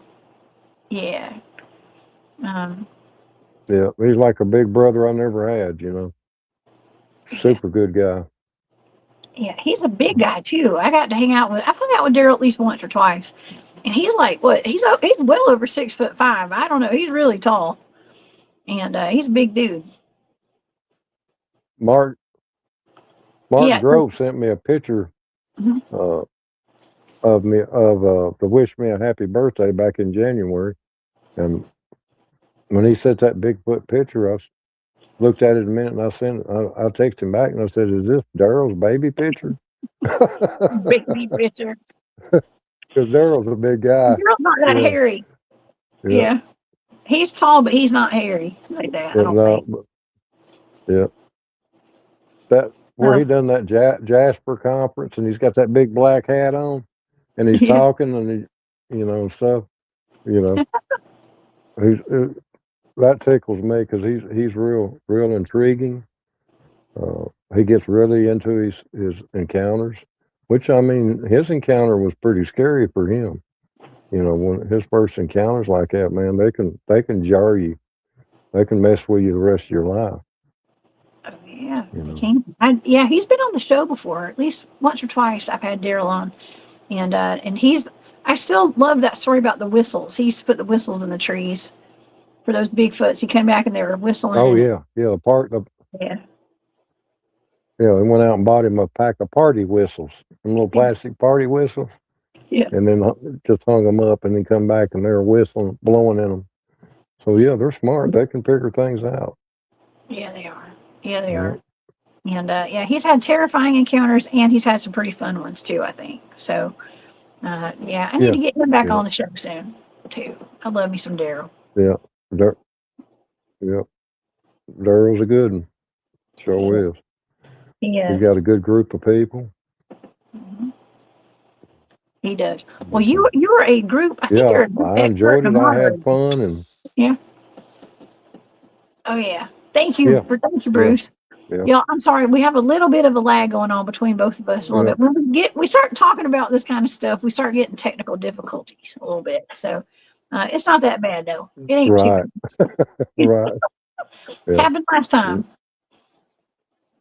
But well, Bruce, before we go tonight, so you are actually I think you're a moderator, an expert over at the Bigfoot Believers and Other Creatures on Facebook. So if you guys are not, everybody watching, if y'all have not become a member over there on Facebook, y'all join the group. It's a great group to be in. And so we wanted to highlight that tonight. And also, Bruce, tell us about what you're doing over at the Cryptid Wrangler podcast. Okay, I'm a group expert there, and then at the Cryptid Wrangler podcast, I'm on a panel, and we discuss different ideas, and some of the researchers out there that having problems with their trail cams and stuff like that, we'll get into conversations, and they'll ask me for advice on how to put them, where to put them at. We just have a great time. I mean, it's just like being on your show. We just have a great time, and it's just enjoyable. It really is. I mean, I have more fun on this show with you because you can relate to some things I'm talking about where a lot of people it just goes over their head. Oh yeah. But well, I've been to your town. We'll have fun with yeah. And but I generally stay in those two areas. If anybody wants to get a hold of me, you can get a hold of me through Bigfoot Believers. That's Daryl Denton's group, and you can get a hold of me through Cryptid Wranglers, which is Daniel J. Williams and Larry Luttrell's group. I'm a group expert in both of them and moderator in I don't know if I'm moderator in both of them. I know I am in one. But we have a good time. Well, that's wonderful. I try to tune into the Cryptid Wrangler podcast as much as whenever I'm in town and I'm at home. I always I tuned in. I had a really good time last Friday hanging out with them in that chat. So yeah, Larry's in our chat tonight, by the way. Larry and Dan are the Cryptid Wrangler podcast. Yeah, Larry was in here. He was in here briefly. He may not be in here now. It's really late. Say a prayer for his wife too. She fell and busted her foot all to pieces. She had to go through a bunch of surgeries also. Oh no. Well, our prayers are going out to Yeah. her too, for sure. And her Yep. and Letitia Nunley as well, y'all. Say Letitia. prayer for her. Yep. Yeah. Yep. Oh yeah. Yep. Yep. But good people. All good people. wonderful people. Yes. And hopefully I'll be seeing some of those people here in the near future. And Bruce, I'd love to hang out with you sometime too. I hope to see you at an event, or maybe I'll just come on up there and go help you wrangle that flying humanoid up there. We're going. I've never gone look cryptid hunting. I guess we call it a cryptid for a flying demon before. So that'd be new. That'd be new. That's right up my alley. So Yeah. Or not. Yeah. I don't know. Okay. Right. It'll be fun and scary at the same time. Yes. Fun and scary. That's the story of my life. Yeah, it'd be interesting. Yeah. Oh my God. Yeah, it will be interesting to find out what it is. And I'm that person, curiosity killed the cat. I'm gonna have to keep going till I figure out what it is. You know. Well, I have a I'm just suggestion. intrigued by it, but Well, I have a suggestion about that is something that I could give my remote viewing group and to do a remote viewing target on too. hey, So that would work. That would help out a lot right there. we could put it in the pool because we have a lot of blind targets that are assigned numbers and I don't know what they are. But we can put that in the pool with the other targets. And eventually I'll get to that one too. They're blind coordinates for me. So, but we can stick that in the pool of all the targets and stuff. And I can send it in the meanwhile off to my team. Hopefully my team's not listening right now. Okay, but I can send that at some point. Yeah. And so we can look into that. I think that would be really cool. And I'll have you back on. We'll do a remote viewing show. Yeah. All right, that'll work. That'll work. Okay. Yeah. Perfect. We'll look into it. Yeah, I'd enjoy that. You happen to know some psychic spies, at least one of them. That's me. Yeah. Okay. All right. Well, Bruce, have a wonderful night. Please come back and see me again. We'll do this again here, and I don't know, however long it takes. I don't know. Let's do it again, okay? And please come back. All right, we'll do it. Okay, I've wonderful. enjoyed myself. And I thank everybody that watched, and everybody have a great weekend and a blessed night, and just keep reaching for the stars. You'll find them. Yes, absolutely. Thank you. Thank you too, Bruce. And everybody, I want to thank y'all so much for being here tonight. And I want to go down the list real quick before we go. Thank everybody who gave super stickers tonight. Ghost Rider, thank you for those two. I appreciate that. Moon at Noon, thank you so much for your support. Benno from Oz, thank you so much for your support as well. And Nathan Davis, thank you so much for that super sticker as well. Let's see. And and thank you to all my moderators for being here today. You guys are the best, man. And to everybody who stayed up late with us, we did another 3-hour show tonight, y'all. This is becoming my MO on Saturday nights. And so thank y'all so much. I know it's getting late, everybody. But I also want to thank everybody at the Paratech Symposium today up in Johnson City, Tennessee. Thank you for having me there. And you guys, I hope you have a wonderful conference tomorrow as well. If you guys want to go over there, please go check them out. Go see them. There's a whole day's worth of an event tomorrow in Johnson City, Tennessee. And I'll be back here on Monday at 1 p.m. Eastern with a brand new show for you guys. And it's gonna be badass. Okay.